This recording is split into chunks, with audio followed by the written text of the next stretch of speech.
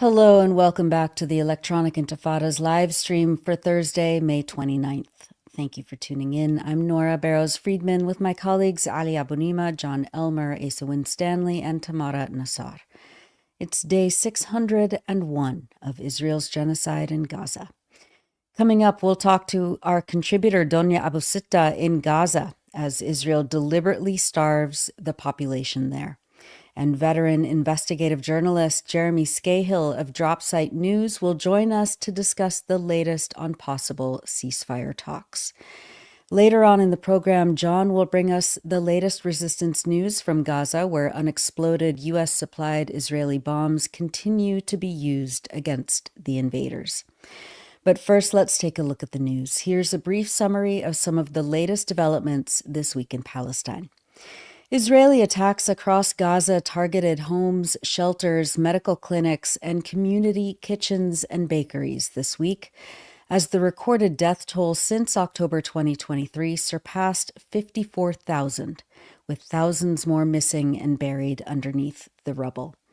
More than 400 Palestinians were killed this week alone. On Tuesday, May 27th, another grim milestone was reached as the Israeli army received the 800th delivery of weapons and military equipment by plane from the United States since October 2023, under both the Biden and Trump administrations.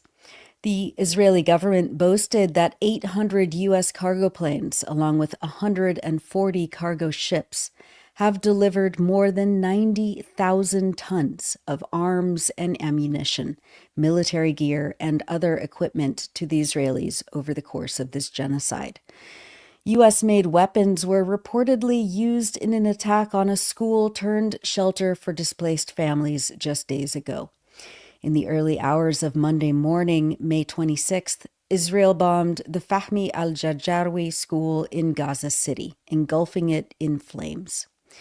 Maha Husseini and Mira al-Adam reported for Middle East Eye that people were asleep when Israel struck the building. Rescue workers and family members recovered the remains of more than 30 Palestinians, including 18 children, burned beyond recognition. A survivor of the massacre told the publication that, quote, "Those who were awake and moving through the hallways were either burned or thrown by the blast, and that the Israeli military used at least 3 missiles in the attack." Another survivor, Mohammed Shakir al-Masri, told Middle East Eye that the missile's impact sealed the doors to the classroom where his relatives stayed. Quote, "They couldn't escape and were burned to death. Everything went black and pitch dark. We were asleep and only woke up to find the fire around us and the rubble above us. Flesh and body parts were everywhere," al-Masri said, noting that several family members, including his cousin's children, were killed in the attack. "Most of the rest are now in the hospital," he added. Holding a black bag in one hand, al-Masri was picking up the remains of victims strewn around in the wreckage, the reporters write. "I gathered these body parts from beneath the rubble, and there are still many remains left. My cousin was killed, and we still haven't been able to retrieve his body. All we're pulling out are small fragments," he told Middle East Eye. "We haven't found him. We only managed to retrieve his leg and these chunks of flesh, but the rest of his body is still missing." A 4-year-old girl, Haneen al-Wadia, was captured on video walking through flames, images I won't show here, but which had spread across the world. She is the sole survivor of her immediate family and is currently receiving medical care. She told reporter Wissam Shabat the story of how she woke up to find her uncle Hamza's body beside her, surrounded by flames. To survive, Haneen had to walk through flames and charred bodies, unbearable trauma for a child her age, Shabat reported. Her uncle, Nurse Ahmed al-Wadia, confirmed to Shabat that Haneen's sister, Mimi, her mother, and her father were all killed in the Israeli airstrike. Haneen suffered 2nd and 3rd degree burns on her arms and legs and now carries both the physical scars and the nightmare of being the only one left, Shabat said. Another child, 7-year-old Warid, who narrowly escaped the flames, testified that her mother and all of her siblings were killed in the attack. Faris Afanna, the director of emergency and ambulance services in northern Gaza, stated that when rescue workers arrived, 3 classrooms were entirely engulfed in fire, and he heard people screaming, but the flames were so intense that rescuers couldn't save them. He said, quote, "It was a massacre in every sense of the word. Charred bodies of children and women, charred corpses. It was a heartbreaking scene that I cannot put into words." Al Jazeera reported that the Israeli army used GBU-39 small-diameter guided bombs made by Boeing. The company markets this particular weapon, part of its Precision Engagement Systems missile suite, as, quote, "a low-cost precision weapon system that provides a 4-fold increase in sortie effectiveness." Al Jazeera's fact-finding Sanad agency said that, quote, "multiple investigations have documented their use in targeting displacement camps in central and southern Gaza. Once launched from an aircraft, the bomb deploys its wings and uses a GPS guidance system to precisely correct its trajectory towards its target. It is also equipped with a warhead designed to penetrate hard targets, such as reinforced concrete or fortifications before detonation." Al Jazeera added that images they analyzed from the site of the attack show that the bomb broke through the school's roof and first floor before detonating on the ground floor, killing at least 36 people. On Saturday, May 24th, Israel carried out a massacre in Khan Yunis in southern Gaza, targeting the home of 2 doctors and killing 9 of their 10 children. Dr. Ala al-Najjar is a pediatric specialist. Her husband, Dr. Hamdi al-Najjar, is also a physician, and he was home with the children while she was working at the Nasser Medical Complex, treating children. Hamdi's brother, who rushed to the site of the bombing as soon as he heard that his brother's home had been hit, told Middle East Eye that when he reached the house, Hamdi was lying motionless on the ground with his son beside him. The home was engulfed in flames. Quote, "The children were completely charred," he said. Minutes later, he saw his sister-in-law, the children's mother, Dr. Ala al-Najjar, arrive in horror. Quote, "She had run on foot from the hospital to the house. 4 of her children were pulled out, charred right in front of her eyes," he said. He described the ongoing agony of not knowing the fate of 2 missing children.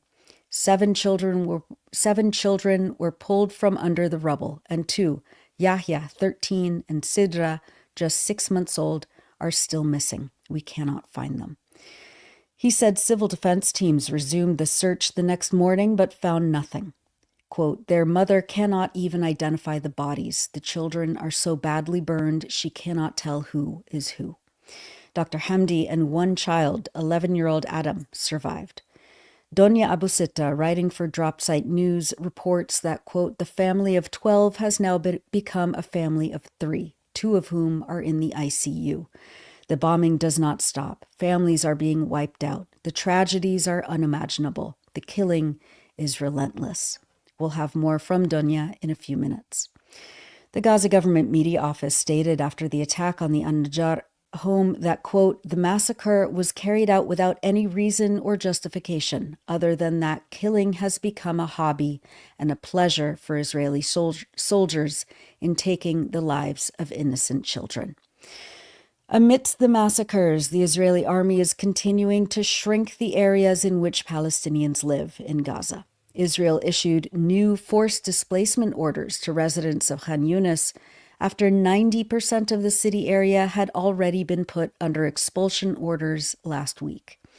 Other displacement orders were issued over additional areas in central and southern Gaza, covering about 155 square kilometers in total, according to the United Nations Humanitarian Office.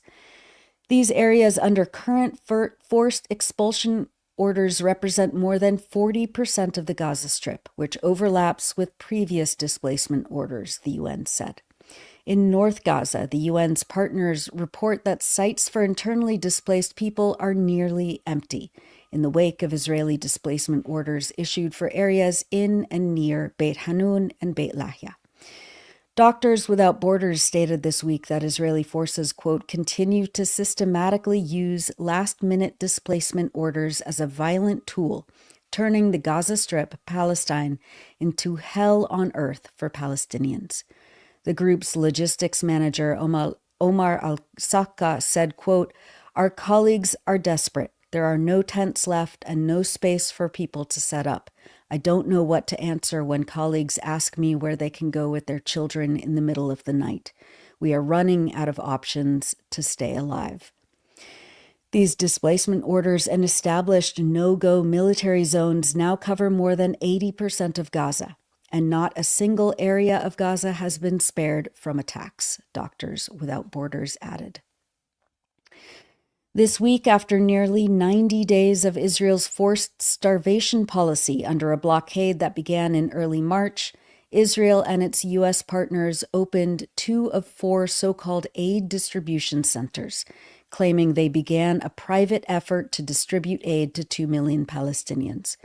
But as Palestinian and international aid agencies say, these sites are meant to further compound and provide cover for Israel's policy of mass starvation, while operating with ineffective, humiliating, and lethal procedures. On Tuesday, May 27th, Israeli and private American mercenary forces, under the auspices of the, quote, Gaza Humanitarian Foundation, forced Palestinians to walk dozens of kilometers to reach a militarized zone in Rafah, surrounded by the Israeli army, then were herded like livestock through biometric surveillance corridors to receive 1 box of food items that barely covered basic needs, and, quote, without any clear system or dignity-respecting protocol in place, according to Euromed Human Rights Monitor, whose field researchers reported from the site. Euromed stated on Tuesday that, quote, Israeli forces deliberately degraded civilians by confining them behind barbed wire, while the U.S. managing company failed to provide even the most basic conditions to safely accommodate tens of thousands of people desperate for aid after over 2 months of total blockade. Many were compelled to walk long distances to reach a single aid point, where they were forced into humiliatingly narrow, fenced pathways, only to receive a meager food parcel before exiting through another highly restrictive route, an ordeal wholly devoid of human dignity or humanitarian sensibility, Euromed stated. Thousands of Palestinians arrived at the disorganized site and found total chaos there. The U.S. company and its guarding forces failed to control the situation, prompting intervention from Israeli troops. The mayhem resulted in an Israeli helicopter opening fire near the crowds and causing injuries, some due to stampedes, Euromed explained. At least 46 people were shot and injured, and 3 were killed. The volume of Palestinians at the site was so great that the U.S. team pulled back, saying it had relaxed security protocols briefly, quote, to safeguard against crowd reactions to finally receiving food, and claimed that Hamas had blockaded access to the site. The Gaza government media office rebuked those claims, saying on Tuesday that, quote, the allegation that the resistance imposed barriers preventing citizens from accessing aid is a complete fabrication that has no basis in reality and constitutes a dangerous deviation from the discourse of an organization that claims to be humanitarian neutral. The documented truth, documented by field reports and the Hebrew language media itself, is that the real reason for the delay and collapse in the aid distribution process is the tragic chaos caused by the mismanagement of the same company, which is affiliated with the Israeli Occupation Administration itself in these buffer zones. This resulted in thousands of hungry people rushing out under the pressure of the siege and hunger, then storming the distribution centers and seizing food, interspersed with gunfire from the Israeli occupation. This all came on the heels of the abrupt resignation 2 days prior of Jake Wood, the head of the Gaza Humanitarian Foundation, which is registered in Switzerland and Delaware. Wood said that the group's plans could not be consistent with what he called the humanitarian principles of humanity, neutrality, impartiality, and independence. The Washington Post reported that the chief operating officer, David Burke, has also resigned. The United Nations, along with every other established international aid agency, has refused to abet the U.S.-Israeli aid trap. Jonathan Whitall, the head of the Office for the UN's Humanitarian Affairs for Palestine, stated on Wednesday that, quote, "These events illustrate how the collective punishment of Palestinians continues, and the assault on their human dignity is accelerating." The newly developed distribution scheme is more than just the control of aid, Whitall said. It is engineered scarcity. 4 distribution hubs located in central and southern Gaza, secured by private U.S. security contractors, where those Palestinians who can reach them will receive rations. One of these hubs is near the spot where Israeli forces killed and buried in a mass grave 15 first responders. For me, Whitall continued, this is a grotesque symbol of how life in Gaza and that which sustains it is being erased and controlled. The new distribution model cannot possibly meet Gaza's needs. Knowingly designing a plan that falls short of minimum obligations under international law is essentially an admission of guilt. The U.S.-backed entity that has been created to deliver on this plan institutionalizes Israel's restrictions on aid delivery from the outset. This is not humanitarianism. Humanitarian action would seek to reach all civilians wherever they are and would push back on measures to limit aid, instead of accepting these conditions up front. This new scheme is surveillance-based rationing that legitimizes a policy of deprivation by design, and it comes at a time when people in Gaza, half of whom are children, are facing a crisis of survival. Those were the words of Jonathan Whitall of the UN Office for the Coordination of Humanitarian Affairs in a speech to the press on May 28th.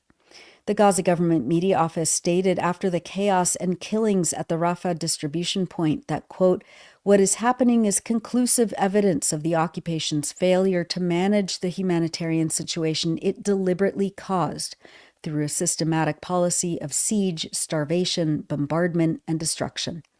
The establishment of isolation ghettos and forced assembly lines amid the threat of death and starvation does not express a genuine humanitarian intention," the office added. Rather, it embodies a racist political engineering aimed at dismantling Palestinian society, perpetuating its suffering, and providing a false humanitarian cover for the occupation's security and military agendas, the media office said.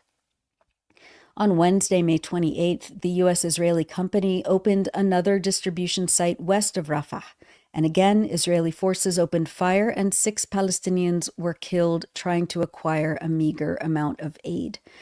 The 𝐓𝐡𝐞 Institute for Genocide Prevention stated on Wednesday that, quote, "The U.S.-backed distribution of aid in Gaza using ex-military staff is a weaponization of food and a grotesque mockery of humanitarianism. This cruel spectacle is meant to distract from Israel's plans to forcibly displace all Palestinians from Palestine. Such action is as far away from humanitarian aid as one can go. We call it what it is, a tool of genocide."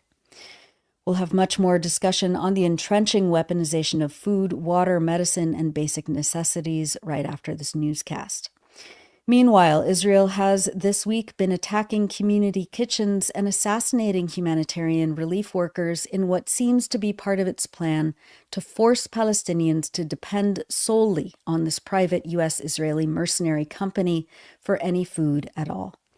Last week on May 22nd, Israeli forces killed 6 aid workers and security guards in Deir Balah, according to the government media office, while they were working to secure 2 trucks of humanitarian aid and essential medical supplies and ensure their arrival to hospitals in the area. Armed gangs, enabled by Israeli forces, attacked the trucks and security personnel and began stealing the humanitarian aid in what appears to be the latest coordination between the army and local gangs, according to local media reports. As security forces tried to repel the assailants and safeguard the aid, Israeli warplanes launched strikes, killing the aid workers, Middle East Eye stated.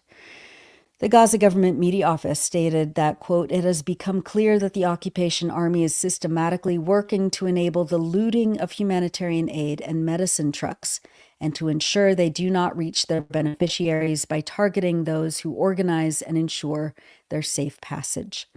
On Monday and Tuesday of this week, the Israeli military deliberately targeted 20 community kitchens and food distribution and storage sites. Al Jazeera said that, quote, most of the Israeli airstrikes took place in Gaza City and other parts of northern Gaza, an area that has not received any aid since Israel began enforcing its total blockade on the enclave in early March. We've published many features on the Electronic Intifada in the last week, but we wanted to highlight excerpts of As Long as Gaza Walks, It Refuses to Fall by Asma Abdu, writing from Gaza.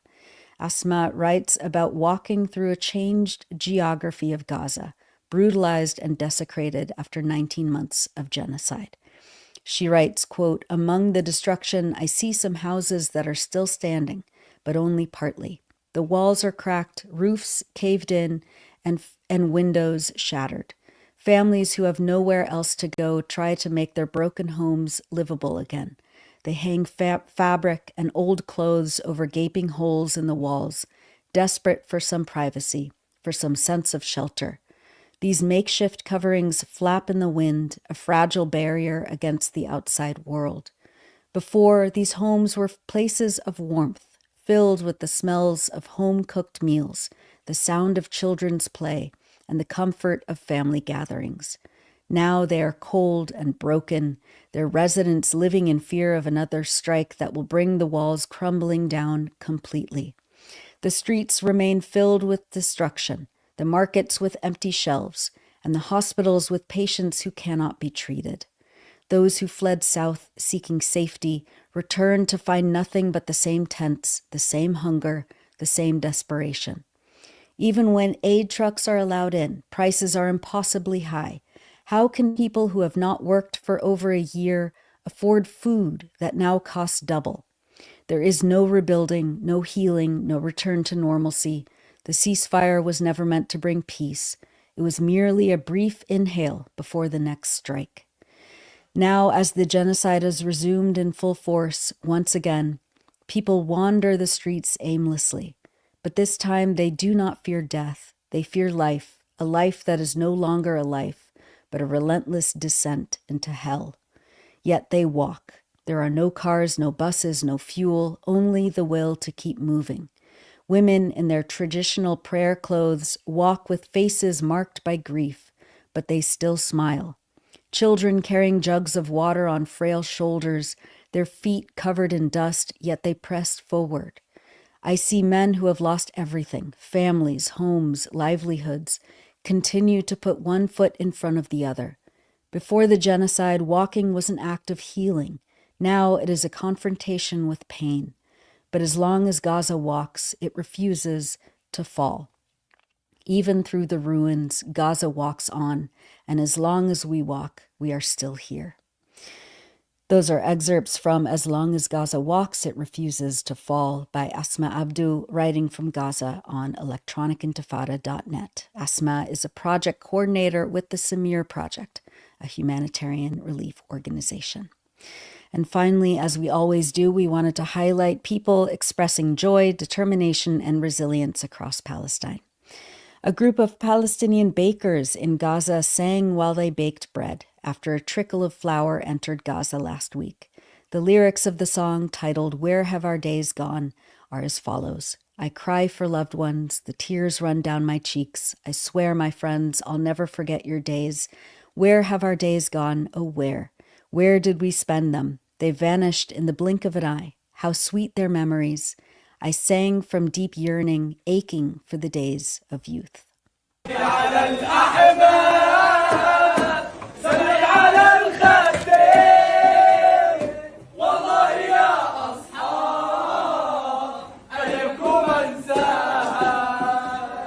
وين ايامنا وين قضينا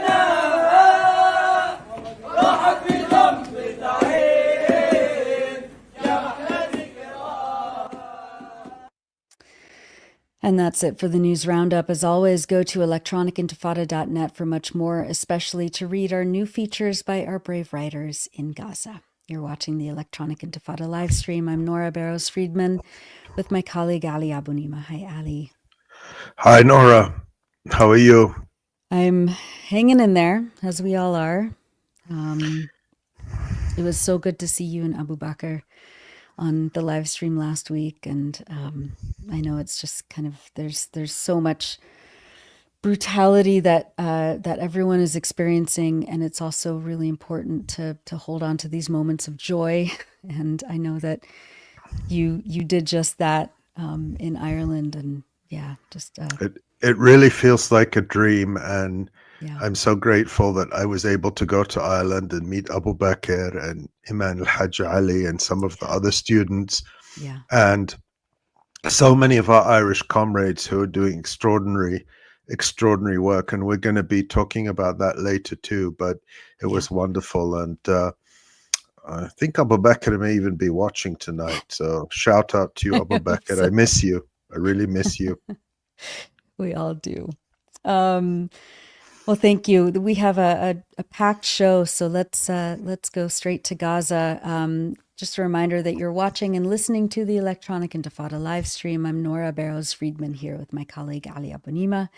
We're pleased to be joined by Donya Abu Sitta, live from the Gaza Strip. Donya is a regular contributor to the Electronic Intifada, as well as other publications, including Drop Site News and We Are Not Numbers. She's also a kindergarten teacher in Gaza. Thank you so much for joining us, Donya.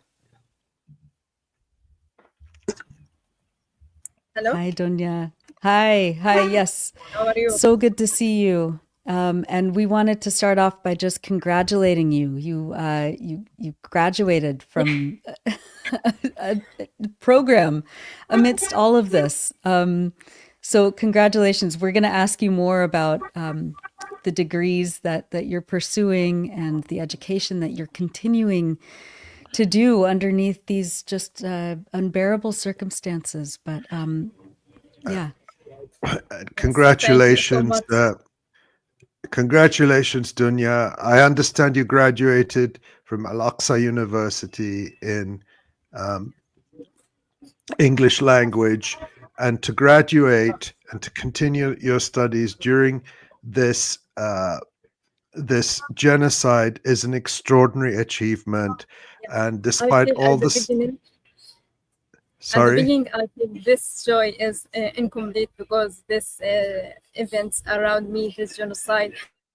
And after I posted this tweet and see how people are saying congratulations to me and show the love, I feel that it's something joy, and I have the fun of graduations. Well, it's an enormous achievement, and you should be proud of it. And we are proud of you, Donya, because your determination to continue your studies under the worst conditions that human beings can live under, and while other human beings are doing the worst things possible to people in Gaza, that's really a credit to you, a credit to all of those around you, and we want to celebrate it. So Alf Mabruk to you, Donya. Thank you so much.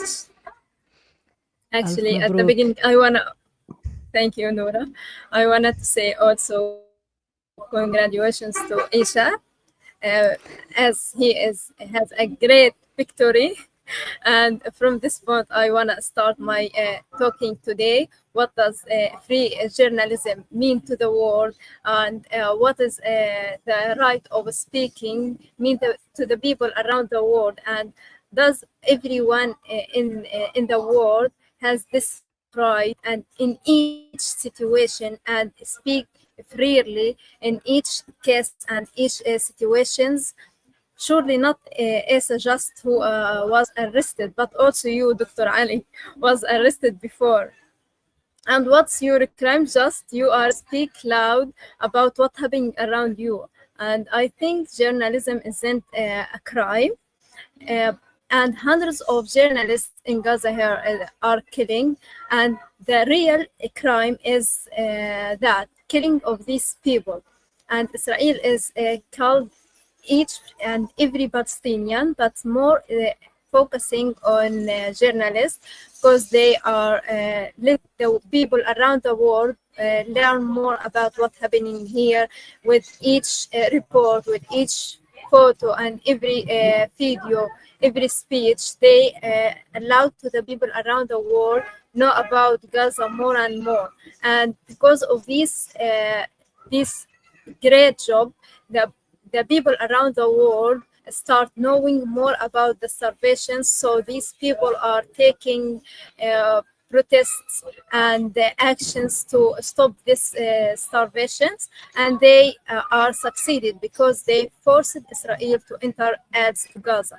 But what the Israel do and how they did enter Gaza, add to Gaza, they are surely with U.S. government, they created Gaza humanitarian foundations. But isn't each foundation has a goal? What's the goal of this foundation? It's not stop starvations or stop famine, but it's want to black out the coverage, the media coverage, so the people are don't know about starvation, and the starvation is continuous, and the people around the world don't know anything about it. And it's clear by the amount of ads they are distribute, and the way they have to distribute the food and the ads is not organized, and this is aimed to make just miss in actions people, and then all media will focus on this and forget the starvations. And the second thing, it is a humanitarian. But if it is a humanitarian, it is not allowed to the people still under the sun for hours and walk more than 10 to 15 kilometers to just go to that area. And that's not a stupid thing for a human. And also, it is not organized. It's according to Al Jazeera reports, there were more than 400 bombs to distribute ads to the people in Gaza in the past day of genocide, 400, and we got just ad each 3 months, and they just created 4 bombs and want to give the ads weekly. It's like a joke. It's reflect that they don't have a plan for this. It's not well studied for this foundations, and it is foundation, so it must be well planted. Donya, go ahead. Donya, we've seen the horrifying images of, and we've seen the reports about the Gaza Humanitarian Foundation. But describe to us, we ask you this every time because it's important to know what the real situation is. Describe to us the situation around you, what you're seeing with your own eyes, in your family, your neighbors, the people around you, in terms of the availability of food right now. If I want to start to describe the situation around me, I will start, and I will not even end this, because it is more things happening around me. For example, about evacuations, or about the evacuations here in Khan Yunis, because it's many areas here in Khan Yunis is asked to evacuate it. Just a few areas, just people stay, and there is no transportations for people to go from place to another place. For example, for me to come to this workspace, I walked more than 30 minutes, and when I walked this 30 minutes, I saw that the people are sleep at the street and stay at the street without tents or anything to cover them from at the night, and just they still in the street without anything because they are evacuated in just a few hours. And in another things about Gaza Humanitarian Foundations, there is a neighbor of us at the same building today at 5 a.m. He is woke up and went to that area, hoping to get some ads for their children, and he returned empty-handed because there's the amount of that ads is so little, more little, and the isn't enough for all people here. No, and looking at those boxes, the images of what was inside those aid boxes, I mean, it was just like basically snacks, and this private U.S. mercenary company under the name the Gaza Humanitarian Foundation has said that only one family can get one box a week. I mean, it's cruelty on a mass scale. It's humiliation. It's stripped of all dignity. What are people that you're talking to saying about this, about this renew, they're not opening the crossings. It's been almost 90 days of closures. There are, thousands of trucks waiting to enter. And yet it's this like private US mercenary company that is making a big deal out of what they're doing, and it's not making a dent. And in fact, it's Palestinians are putting their lives at risk, even trying to acquire these boxes. Yeah, if we are looked at what is this box of food contain, it's surely it is not what people need in this day after 80 days without any food here entering Gaza, because there is more important than these things, and children needs it more than this. And if we are looked here, families in Gaza normally contain of 7 to 10 members, and so this box of food will not just go for 2 days, and they want to just distribute weekly. It's unbearable. Donya, we wanted also to ask about the recent article that you wrote for DropSite. You wrote about the targeting of Dr. Alaa al-Najjar's house and the killing of 9 of her 10 children. You wrote, quote, "I turned on my camera and began recording. I didn't know yet that the fire was burning the bodies of my neighbor's children." You live so close to that massacre.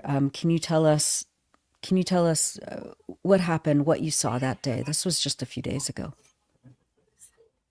Yeah, I feel in the building in the 5th floor, and when any attack on Khan Yunis, when I go to the balcony and I see that, and as my job, it's the documentations for this crimes, so I start my camera and filming that, and I don't know that is my neighbors, and it is my neighbors, and they are burning at the home. At the beginning, I think, or I thought that it is my neighborhood, but I don't know that the people are still in the building. And after that, a few minutes just, my sister called me and say that building is for Dr. Hamdi, and his children is still at the home. And I opened my neighborhood group on WhatsApp and saying, and that the news saying that's 9 children killed and just 1 children Adam survived. I mean, can you talk about, just this image I have of, a doctor, two doctors, but Dr. Ala was working at Nasser Medical Complex. She's a pediatrician. She was probably treating, victims of recent Israeli airstrikes. She was trying with limited means and resources right now because of the blockade. Trying to keep her patients, her children alive, and then only to be notified that her own house and her own children are engulfed in flames. I mean, can you talk about who Dr. Ala is, the place that she has in that community, and the impact that it's had on people across Palestine? I mean, the story went all around the world, but for people in Khan Yunis who know the An-Najjar family, what kind of impact does that just a Actually, horrifying story make? I was seeing these children every day while I going to university, because there are schools behind my home, and I go to the main road next to their home to go to the university, and each day and every day I was met them, and we are laugh and just kidding and talking on the street, and I cannot, as I'm not a part of their families, but I'm still not able to imagine that if I return to neighborhood, I will not see all of them, because they are so sweet and so cute, and so they are just speaking to everyone. It's so clever. It's the most people I see clever and have so many things learned. They are learning even in the holiday, because they wanted to be a doctors like their mothers and their fathers, and they are study hard. And also Dr. Ala and Dr. Hamdi was helping all people around us here in neighborhood, because there is no medicine and complex or a hospital at our neighborhood. And when we are have any injured, even during the day, during the night, we go to their homes and we are walk up them just to treat the people. And even for me or for my family, I walked them more than one time just to see my brother when he are sick. And they are more helpful people in our neighbors, and they are having many fun things that is sharing all children during the neighborhood. It's an extraordinary loss, and it's just unbelievable seeing these crimes in front of the eyes of the world, Donya. And it's just, we're so grateful to you for continuing to report and tell us about them despite these difficult, unbelievable circumstances. Yeah. Donya, finally, you have so many talents, and you're so busy, and amidst everything, even preparing to graduate from university and working as a teacher for kindergartners, and trying to survive this genocide. You're also an extraordinary writer and poet. You recently self-published a book of vignettes called Pieces, written from the perspective of different protagonists in Palestine. What can you tell us about writing and completing this book? You sent me a copy, and it is beautiful. And again, alf mabruk for this as well. This just incredible body of work. Tell us about Thank you. why you wrote it and who it's for. Actually, I wrote it as a treatment because when I was sad or I have no energy to keep on this life and these circumstances, I wrote a poem or wrote a message, and after that I collected them together as a book, and my friend Shana helped me to edit it, and we are trying to publish it on the website too, and we are still working on it, and it is just for everyone who wanted to know about Palestine, even if they love it or not, because I believe that after reading it, we will love Palestine.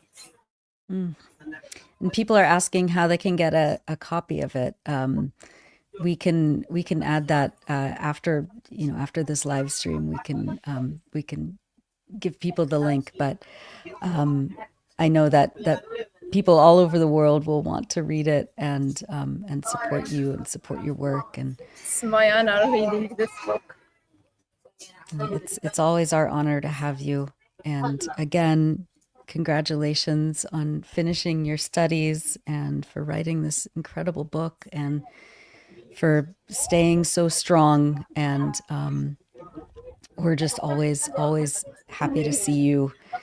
And yeah, please take care, Donya. Okay, thank you. Goodbye. Thank you, Donya. Thank you. And we hope to see you very soon. And God bless you and protect you and all those around you. I hope to. Thank you for all of you. Thank you.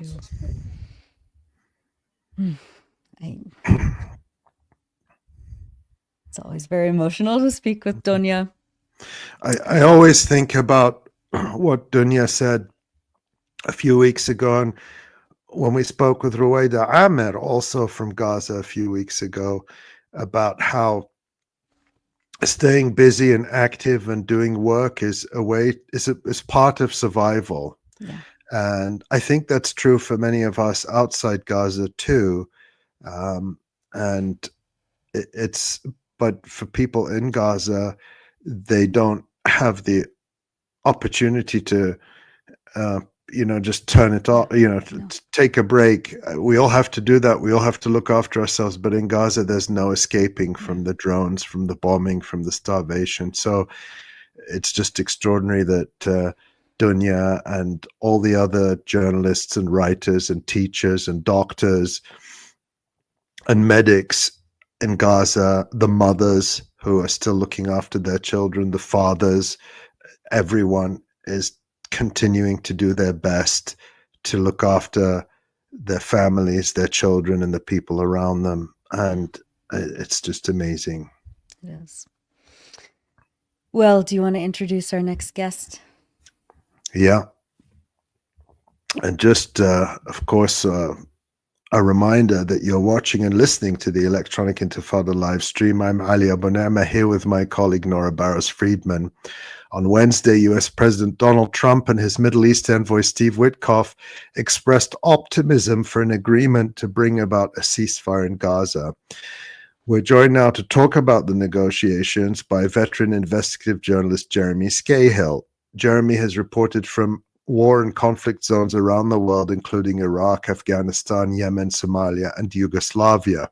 He is the author of the international best-selling books Blackwater, The Rise of the World's Most Powerful Mercenary Army, and Dirty Wars, The World is a Battlefield.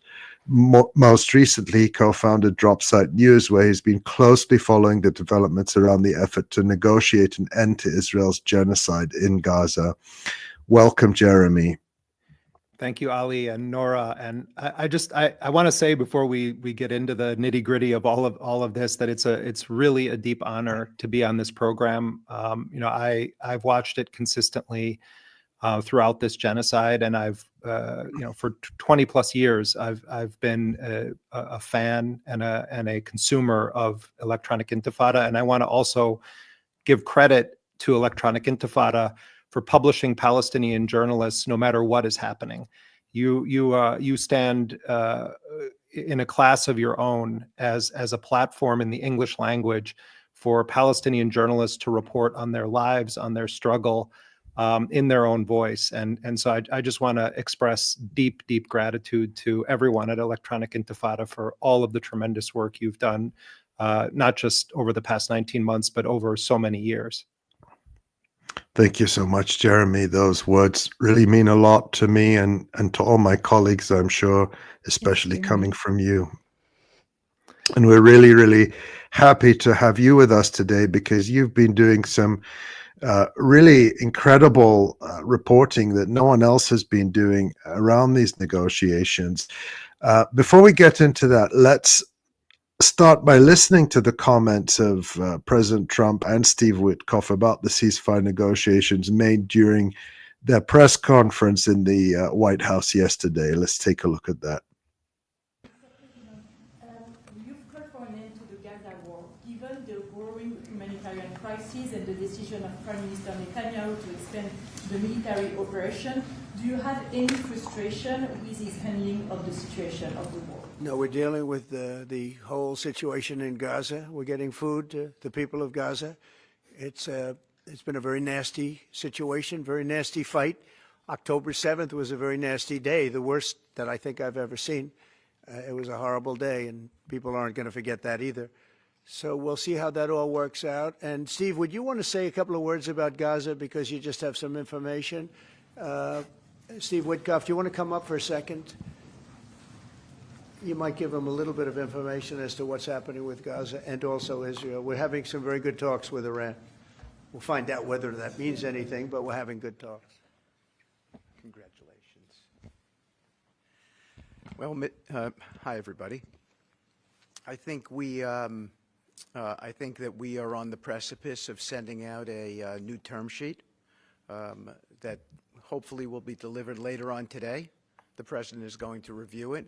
And I have some very good feelings about getting to a long-term resolution, temporary ceasefire, and a long-term resolution, a peaceful resolution of that conflict. Jeremy, we'll get into some of the background that led up to this moment, but before that, you have actually obtained at Dropsite News the so-called term sheet that Steve Witkoff mentioned, the outlines of this new proposal, and you have a new piece that's just gone up about it. Outline for us what you've learned and what the latest developments are. Well, some of the terms in this are very similar to what existed in the January ceasefire agreement that, Trump basically pushed through just prior to his inauguration. Among them would be that there would be a resumption of aid delivery into Gaza that would be largely coordinated by the United Nations and the Red Crescent, which is interesting because it doesn't say anything about what would happen to the so-called Gaza Humanitarian Foundation, this sham operation that is intended to be part of Netanyahu's war of annihilation against Palestinians and against Gaza as a Palestinian territory. But it also has, typical captive exchange. There's some differences to what Hamas had initially thought was going to be in this. Under this term sheet, it says that 5 living Israeli captives would be released on the first day of a 60-day temporary truce. 5 additional living Israelis would be released on day 7. There would be a total of 18 bodies of deceased Israeli captives that would be exchanged. And the Palestinian resistance would secure freedom for well over 1,000 Palestinians as part of this. Most of them are people that were kidnapped from Gaza explicitly to be used as bargaining chips in exchange deals with Hamas and the Palestinian resistance. I understand that there would be 125 Palestinian political prisoners who are serving very long sentences or life sentences. But where the sort of devil in the detail emerges is that there is language in this so-called term sheet that clearly was crafted to appease Netanyahu and Israel. Hamas had been led to believe that there was going to be a much firmer commitment by President Trump to ensure that there was an understandable, clear pathway to a permanent end to the genocide and a full withdrawal of Israeli forces. In this term sheet, it's language that the Israelis have been pushing throughout the ceasefire process over the past 19 months, and it doesn't lock in anything. It basically just has language in it that says that the mediators, Qatar, Egypt, and the United States, are going to make good faith efforts to ensure that negotiations are serious toward a permanent end to the war. But there's no mechanism for enforcement. And Israel, of course, has a PhD in violating ceasefires. They're continuing to terror bomb Gaza every single day, despite the fact that there was a U.S. guaranteed ceasefire that took effect in January. It also doesn't say anything about how many aid trucks are going to be allowed into Gaza. You know, the fact that they call it a term sheet, which is a business term, indicates that it's not actually a robust or serious, detailed proposal. This is the Trump administration's attempt to kind of exploit the vagueness in an effort, really, and Israel and the Hebrew press is saying this openly. They're saying they're trying to trick Hamas into believing that Hamas has gotten what they said would be a red line if they didn't get it, which is a clear path to an end to the war, full withdrawal of all Israeli occupation forces. This leaves things very, very vague. So what I think happened here is that, and we could talk about the backstory of it, is that Hamas was led to believe by U.S. envoys that the Trump administration understood that Hamas is flexible on a number of issues, how many captives are released, when they would be released. But the bottom line is Palestine is not going to be disarmed, and Hamas is not going to surrender on its behalf or on behalf of the Palestinian people. And that it must include a pathway that is clearly defined to a permanent end of the war and full withdrawal of Israeli occupation forces. This term sheet does not include that. So I just got off talking with a very prominent Palestinian resistance figure involved with the negotiations, who said that while Netanyahu has front-run the process and said Israel accepts this, that the Palestinian resistance groups, everyone just says Hamas, but there are multiple factions that are consulted in this process. And you know, they try to represent the fabric of Palestinian politics and consult with people, even those that are not necessarily involved with armed resistance, as a, you know, that doesn't have a force on the ground in Gaza. And they're saying that there are so many loopholes in this that, from their perspective, they made great concessions in the interest of trying to stop the forced starvation of the people of Gaza. And that what ended up happening again is that the United States assured them, yes, we have this framework. We're going to put pressure on Netanyahu. Give us some time. Lo and behold, Netanyahu comes forward, says we're going to accept this. And I guarantee you what we're going to hear next is the United States and Israel saying Hamas is obstructionist. Hamas doesn't want a ceasefire deal. Hamas, their official position on this, and I think it doesn't get mentioned enough, Hamas has said, we will release every single living and dead Israeli captive on day one of a deal that ensures that Israel is going to cease its occupation, the genocide stops, and the forced starvation of our people ends. That's the deal that Hamas has put on the table for 5 to 7 years. And they've also said that they would make robust commitments that there would be no armed action against Israel unless Israel attacks Palestinians again in Gaza. Those are serious commitments that the resistance movement is making. They haven't gotten serious treatment in the media. Trump's people understand that's the position, and they went ahead and they once again catered to Netanyahu's agenda. It's Biden 2.0 in the micro situation right now. At the end of the day, Donald Trump's a businessman. He has family business interests in the Gulf. He wasn't just on that tour recently to pick up a $400 million airplane and make business deals, quote unquote, for America. His family businesses are at play here. The only thing that ends this genocide, I believe, is if Donald Trump decides that Netanyahu is bad for Trump's personal business. Jeremy, I want to talk a little bit more about this and you know, the pattern that we've seen from the Biden administration and now through the Trump administration. And I want to push back a little bit on you know, the Trump administration kind of posturing itself as catering to Netanyahu when, as we know, like, you know, Trump could at any moment pick up the phone and tell him to stop, and it would stop. But the pattern dating back to the Biden administration of officials hinting and media reporting that a deal is imminent, and then all of that suddenly melting away, and as you said, Hamas getting the blame. hopes were raised a couple weeks ago because the Trump administration was negotiating directly with Hamas, bypassing Israel. And Hamas agreed to release the U.S.-Israeli dual national prisoner of war, Idan Alexander. It was anticipated that this would result in the U.S. pressuring Israel to end the starvation siege on Gaza. A lot of people in Gaza were extremely hopeful that a ceasefire was imminent. Of course, that did not happen. There were also expectations, that another ceasefire could be announced. Was that all a trick and a deception? Are there any real disagreements between the U.S. and Israel over Gaza?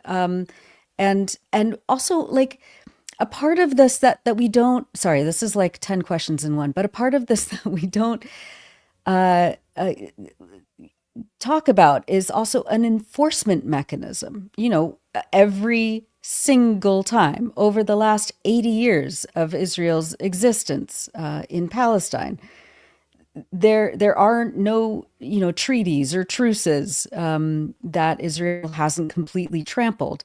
What would an enforcement mechanism look like to make sure that Israel abides by a ceasefire if and when it happens, and that it stops massacring Palestinians, not just in Gaza, but in the West Bank as well? Yeah. I mean, there's a lot to unpack there. I mean, we can start at the beginning with Idan Alexander, and I know you've covered this extensively on this program, but it's almost unmentioned in any meaningful way in the broader corporate media in the world. Idan Alexander is an American citizen from New Jersey who volunteered to sign up and enlist in the Israeli army.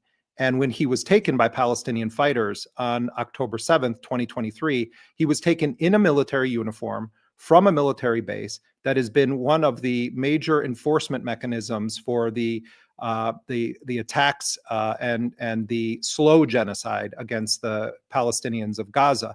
And that's why Hamas has said from the beginning that he was a prisoner of war. He's not a hostage. He's not a captive. He's a POW. And really, Hamas and Islamic Jihad viewed Idan Alexander as perhaps their most valuable asset to try to stop the genocide. So I just want to emphasize how big of a deal it was that the resistance agreed to release him. And in talking to officials from Hamas and Islamic Jihad, the calculus on their part was that they tried to read the room realistically, which is that Joe Biden was a total nightmare, that he was a committed Zionist, and that Biden was continuing to support the war because he supported the war against Palestinians. His 50-plus year career in American politics indicates that Joe Biden was a bloodthirsty supporter of the most vicious aspects of the Israeli project. In Donald Trump, one Palestinian official from Hamas said it's sort of like dealing with the stock market, where you have to kind of watch where the money's moving. In the morning, it might be moving one way, in the afternoon another, and then at the end of the day, you have to scramble to see if you can stop losses or maximize gains. So I think that they took a gamble, and they didn't get a single Palestinian freed from prison for handing over Idan Alexander. That's a couple hundred potentially Palestinians that would have been freed, and Hamas has been criticized for making this deal. But I think from their perspective, they felt that it was the only option they had to essentially jumpstart that process again. And they called it a goodwill gesture to Trump. And what they were promised directly by Steve Witkoff was that on the second day after Idan Alexander was released, that the Trump administration was going to compel Israel to lift its siege blockade, and that aid was going to immediately resume. And they were less confident that this was going to happen, but they were told that before or when Trump visited the Gulf, that he was going to make a public call for an immediate ceasefire and for robust negotiations to begin on a long-term ceasefire. They said the Americans didn't violate the agreement. They threw it in the trash. But I will say this. I don't think that there would be these discussions right now on a new potential ceasefire, even if the one on the table is a terrible deal, had Hamas not made that deal. I think it did pump oxygen back into the process. In terms of Trump, his administration is stacked with Zionists. One of his premier bankrollers, Miriam Adelson, doesn't believe there's a such thing as a Palestinian. Mike Huckabee also has said there's no such thing as a Palestinian. There's no such thing as the West Bank. There is a different wing of Trump world that is not as bloodthirsty or as pro-Israel, but they are in the minority. So I think we have to be very clear-eyed about the fact that this is also a militant Zionist administration that is in power. But the wild card is that Trump is wants business. And my understanding is that Qatar in particular has been putting a tremendous amount of pressure on Trump and linking it directly to the business deals and saying, listen, we did these things. It's not I'm not saying it was a quid pro quo, but they're saying, look, you've declared a new golden era in the Gulf. We're down with that. This thing needs to wrap up. And I think that there was a belief in Doha and elsewhere that Trump was in fact going to push this thing through. That didn't happen. Clearly, they've once again set Hamas up as to be portrayed as the obstructionists in the room. And I agree with your point. I mean, it was subtle how you made it, Nora, but I do agree with it. I don't think that Netanyahu necessarily is steering the ship and Trump is caving into him. My guess would be that it's more likely that there are figures within Trump's camp, including powerful figures in the Republican Party that are in the Senate and elsewhere, who are putting enormous pressure on Trump to make sure that this deal leaves a very clear, gaping loophole for Netanyahu to resume the genocide after day 60 of this temporary deal. The only reason that I draw a distinction between Trump and Biden is that I don't view Trump as an ideological person in the way that I do Biden. I think Biden's whole career says that he was ideologically committed to a war of annihilation against the Palestinians and would often defend Israel when it was at its most violent, and then became the chief facilitator of the most heinous Holocaust inflicted on the Palestinian people since the state of Israel was created. In Trump, I think Hamas saw possibility, not optimism, but possibility. And they had to make moves that they felt were responsible. And I think there's legitimate criticisms. I've heard it from a lot of Palestinians. I agree with some of it, but I think that the other thing to remember is that the negotiators who are in the room dealing with whether it's the Americans or the Qataris or the Egyptians, all of these guys who are falsely portrayed as living in the Four Seasons Hotel and sort of living high on the hog, they've lost family members. Bassem Naim, who's one of the most prominent English language, spokespeople for Hamas, who's on their political bureau and he's a medical doctor, but he was a former government minister in the Hamas government. His mother was killed. His sister was killed. His nieces and nephews have been killed. His family is still in Gaza. Every single official that you meet with from Hamas that is engaged in these negotiations is watching as their family members, one by one or in groups, are being mass murdered. And that's not the case for Netanyahu or any of the officials that are in the room doing these negotiations. So, I think at the end of the day, Hamas is in a difficult position right now. There's a lot of internal pressure coming within Gaza itself. People are desperate. And I think that the framing of it always leaves out the most essential part. This was part of the plan.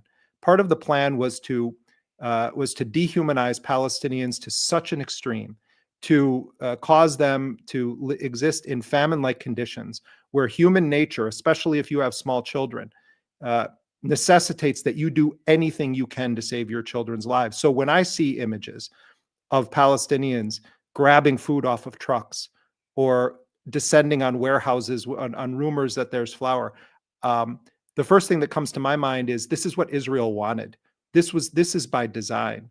So, if Trump wanted this to end, he could end it in an instant.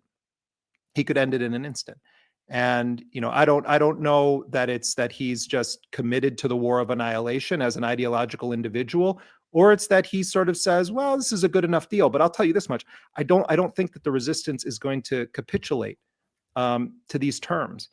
In a way, it all just boils down to whether Trump decides it's bad for business. And it's sick. It's really sick that that's the reality, but I think it's true.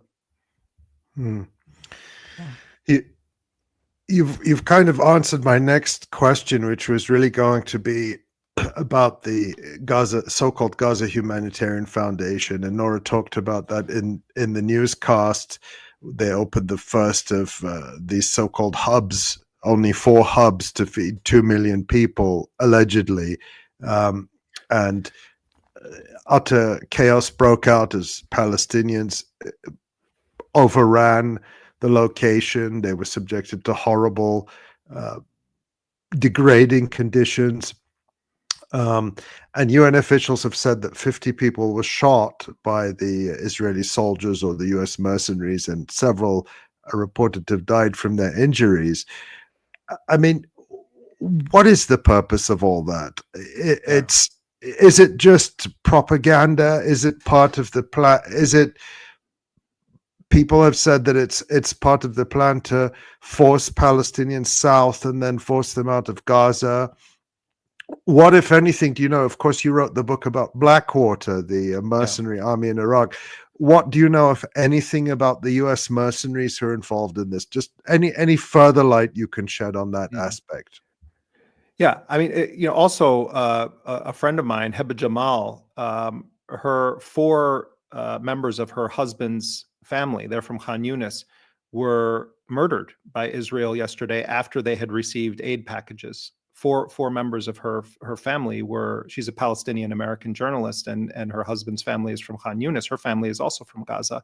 And, I heard from Heba this morning that they were murdered by Israeli forces after they had picked up this pittance of aid, these boxes that don't, they won't last for days, and they don't include baby formula. They don't include medicine. It's just, it's basic provisions you get at a bodega, basically. This isn't real. And, but that's how desperate people are. And there was no coordination, so people go and they hear about it word of mouth. It wasn't like there was some clear guidelines given. Text messages, WhatsApp messages, they're going to be distributing aid at this place. So people descend on it. And then there's an attempt to do biometric screening of people. Israel had announced in advance that there was going to be a political vetting to ensure that no one affiliated with Hamas received aid, which is insane if you know anything about Palestinian politics. I mean, how do you determine who is Hamas? The postal worker is Hamas. The garbage collector is Hamas. So they start doing this, and meanwhile, more and more people are descending on the place. And they actually kidnapped some people. There was one case that we reported on where a man from a family goes. He is interrogated by Israeli intelligence officers, and they actually get on the phone with his family, and they're demanding information about some relative of theirs that none of them had been in touch with since the beginning of the genocide. And when the family was unable to provide them with sufficient answers, they snatched him, and he's disappeared, and the family still hasn't heard from them. And they're appealing to the Red Cross and the Red Crescent to compel Israel to reveal his whereabouts. There were more than 10 other people that we understand, and the number may even be larger now, that were just snatched. But the intent of this, and Netanyahu said the quiet part out loud in a recent speech, and so did Bezalel Smotrich for that matter. They said this is something we have to do because of some of the pressure on us, even from our friends. They don't want the appearance of starvation to be there. But Netanyahu said this is going to enable us to continue this war. To continue receiving the weapons and not have to deal with any complaints from our friends. So I do think that Netanyahu is operating on a couple of tracks. He recognizes maybe that the runway is a bit shorter in the short term because Trump may decide for his own reasons that he wants this to pause. But I think in the overarching picture, we understand that Netanyahu believes that the best move for him is to force all of the Palestinians from the north of Gaza, where most people are, and central Gaza into the south, to put them into a very shrunken killing cage. And from there, they can just continue to mass murder Palestinians. And when it hits the quote unquote end, they can lock that box up where they've come in to get the bait. Israel talks about Palestinians as human animals. Then we'll ship that box off to Libya or Somaliland or somewhere else. I don't think this is just threats meant to bring Hamas to the negotiating table as it's sometimes portrayed. I think this is real. Netanyahu's at the zenith of his genocidal career, and he believes that that he has limited time left, but I believe he wants to annihilate the Palestinian people, and I think that this was set up for that. In terms of the mercenaries, some of them actually, Ali, were Blackwater operatives, the guys that are there, and were deployed in war zones working for that company. These are body shops, as they call them in the mercenary industry, where you set it up as a way to maximize profit by using privatized soldiers. And so these guys are getting paid upwards of $1,000 or $1,200 a day to be on the ground. I think it's around $30,000 a month for the deployment. Many of them are former special operations soldiers. The Gaza Humanitarian Foundation itself has ties to the CIA and Israeli intelligence. It looks very much to me like a cutout, which is a term of espionage, where you set up a front company and maybe it does some quote unquote legitimate business, but it exists to either cover the identities or the actual agenda that you want to implement, or to give the veneer that it's something totally different.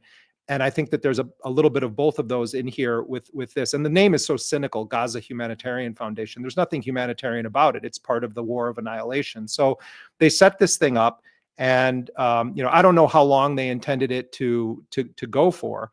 But the fact that you have U.S. mercenaries, Israeli occupation forces, and on day one, they're already opening fire on Palestinians, kidnapping Palestinians, is a pretty good indication that Netanyahu was telling the truth when he said that this is a necessary component to continue our war to exterminate the Palestinian people from Gaza. Yeah, I mean, I think last week he said something like,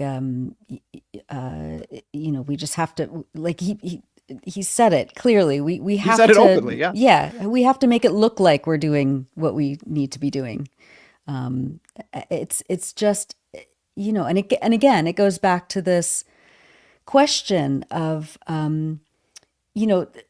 the utility of any sort of meaningful guarantee. Oh, right. Utility, I forgot to answer that. Right. No, of course. The meaninglessness now of international law, the impotence of the ICJ and the ICC, and no one holding Israel to account, let alone any sort of responsibility for genocide. And now it's become this profit-making machine with private U.S. mercenaries. I mean, it is as dystopian as it can be. Well, and also we don't know who is funding. It's an opaque organization. I mean, my understanding is there are very likely some Gulf nations that are involved with with financing this. And I mean, you're raising something really serious, Nora. And when you speak to Palestinians involved with the negotiation, they're deeply aware of this. How do you enforce a ceasefire with Israel? I mean, there's supposedly a ceasefire in Lebanon. Right. Israel is putting the Israeli flag deeper into into Lebanese territory than they've been in many, many years. They're constantly bombing. They're doing drone strikes. They're killing civilians. They're continuing their scorched earth attacks on Lebanon, even when there's supposedly a ceasefire. This is the whole history of Israel's actions towards Palestinians. They never respect any deal. So if you're in the position of being a Palestinian negotiator and you're dealing with an enemy or an adversary like that, your options are very limited. There are hundreds upon hundreds of UN resolutions that apply to Israel. There are world court rulings from both the criminal side and the International Court of Justice that are just flagrantly violated and ignored. The European Union is totally impotent at worst, and at best, it's impotent in the face of this. At worst, it's just an enabler. Yeah. It's an enabler of the whole thing. Yes, it's positive that France, Britain, and Canada took the position that they did recently. Yes, it's good that Germany has started, to offer some mild criticism. But let history never forget, and Ali is the master on this when it comes to Germany. But let history never forget that a big part of the story of Palestine is that Palestinians are being mercilessly punished for Germany's crimes against Jews and other minorities in World War II. And so there is no enforcement mechanism, Nora. And that's why, people poke at this. Oh, who would believe Trump? Who would believe 𝐓𝐿𝐶? If you're a Palestinian negotiator, what is the card in your hand when it comes to enforcement? That's why they wanted Steve Witkoff to publicly shake hands with Khalil al-Hayya, the lead negotiator for Hamas. That's why they want Donald Trump to publicly announce the ceasefire. That's why they want Witkoff to be listed as a guarantor of the ceasefire. They know that none of these are a UN resolution, but a UN resolution doesn't work either. So I think that what we're looking at is, you have to sort of put yourself in their position. They're trying to do things that would bring some form of public accountability. And it's a nightmare. It's a total nightmare scenario. And the only currency that they have are 58 Israelis, 20 of whom are believed to be alive, 3 of whom we don't know the status of, and 35 are dead. You guys talk about this all the time, but people say they're holding dead bodies. Read the term sheet. They're saying they're going to give back 198 bodies of Palestinians. that's just a fraction of the Palestinian bodies that are being held by Israel in refrigerators or in numbered graves, some of them for decades. Israel holds dead Palestinians as ransom and has been doing this for a very, very long time. So, I think that we're in a situation where they've decided, Hamas and Islamic Jihad, that the only enforcement mechanism that they can get out of this is public pledges from Donald Trump and signatures on documents and handshakes. I mean, that is the reality. And there is one other part. So, as you said, their only currency in terms of the negotiations is the 58 Israeli prisoners of war or other captives or bodies that are in Gaza. But that's why fundamentally the resistance cannot give up its weapons in this context, because that is the only other guarantee that Israel won't just come in and murder everyone, like as happened in 1982 in Sabra and Shatila. All Palestinians remember that precedent when the Reagan administration at the time brokered a deal that the PLO, the Palestine Liberation Organization, its armed forces would leave Beirut and withdraw from Lebanon, which they did by sea, and they went to Tunis. And the Reagan administration gave a pledge that the Palestinian civilians, the refugees, would be safe. But what happened immediately is that Israeli-backed Lebanese militias under the protection of Israeli occupation forces went in and massacred thousands of people immediately. So that's why the not giving up the weapons is really the only other guarantee, and why I think you're right that Palestinians are not going to, the resistance groups are not going to concede on that point. I also think, again, I'm on Electronic Intifada's live stream that I watch, so I know I'm not telling you anything that you don't already know or haven't covered more extensively and better than I have, but I think it always bears repeating. Armed Palestinian resistance groups are national liberation movements. They are armed factions of a national liberation movement. And that doesn't mean you can't debate tactics, but that point needs to be clearly stated as a indisputable fact.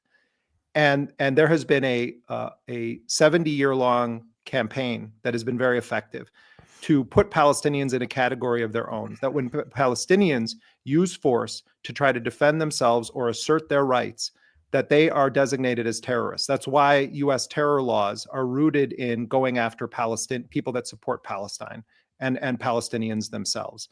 And the right of armed resistance is a right that all people in the world have to confront occupation, to confront apartheid. So, the starting point for this, with anyone who's serious and knows anything about history, has to be Palestinians have a right to defend themselves against this colonial apartheid occupation regime. Where it gets where it sort of gets problematic when the U.S. and Israel are in the equation, and even some of these Arab Gulf states that are involved with this, or with Egypt, is that they're also adopting that framework to describe Palestinians or to designate their armed resistance as terrorism. If the Palestinians were to agree to any terms of disarmament, it would be the end of the cause of Palestine. It's a fact. So, when people say, well, why doesn't Hamas just lay down its arms? It's not about Hamas laying down its arms. Hamas has said that they don't need to be the governing authority at all in Gaza anymore. Hamas said they want a day when they aren't a resistance movement anymore, when there is a Palestinian state that is respected in the world, that its rights are respected the same way as others. And I think that they feel that they have a national responsibility not to surrender the cause of Palestinian liberation. And I think that they're sincere when they say that. So they've identified only a couple of red lines. One of them is, we will not agree to disarm the Palestinian resistance. We will not agree to a demilitarization of the Gaza Strip. Another is, we will not engage in an agreement that doesn't have a clear path to end the genocide and a full occupation, end to the Israeli occupation forces being present in Gaza. And other than that, they've tried to make concessions. They've tried to meet mediators halfway. Israel is the one with the maximalist agenda.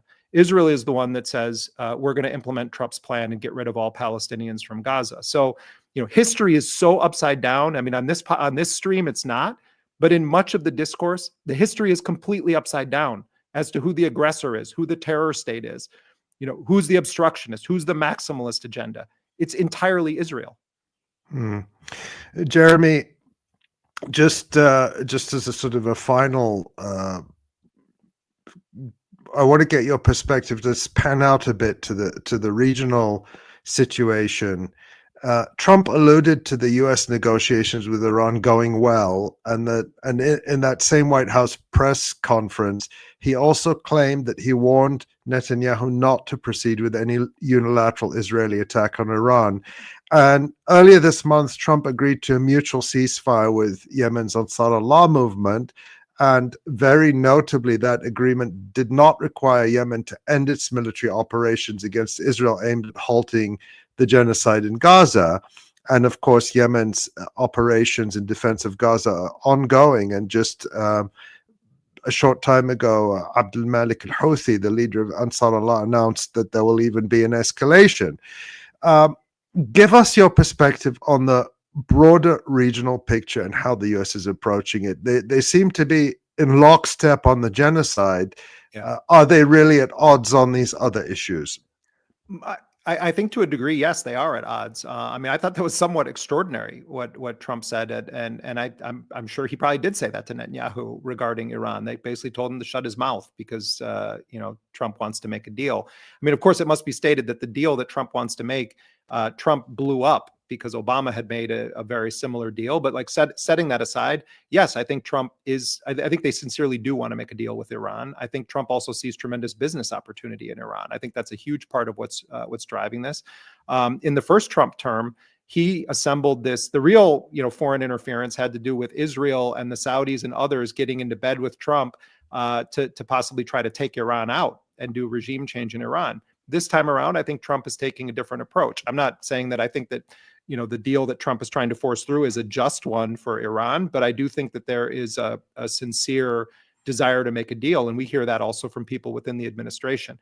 On the issue of Yemen and Ansar Allah, this is quite interesting because the way it was spun is that the U.S. had punished them so much that kind of Ansar Allah called uncle and, said stop attacking us.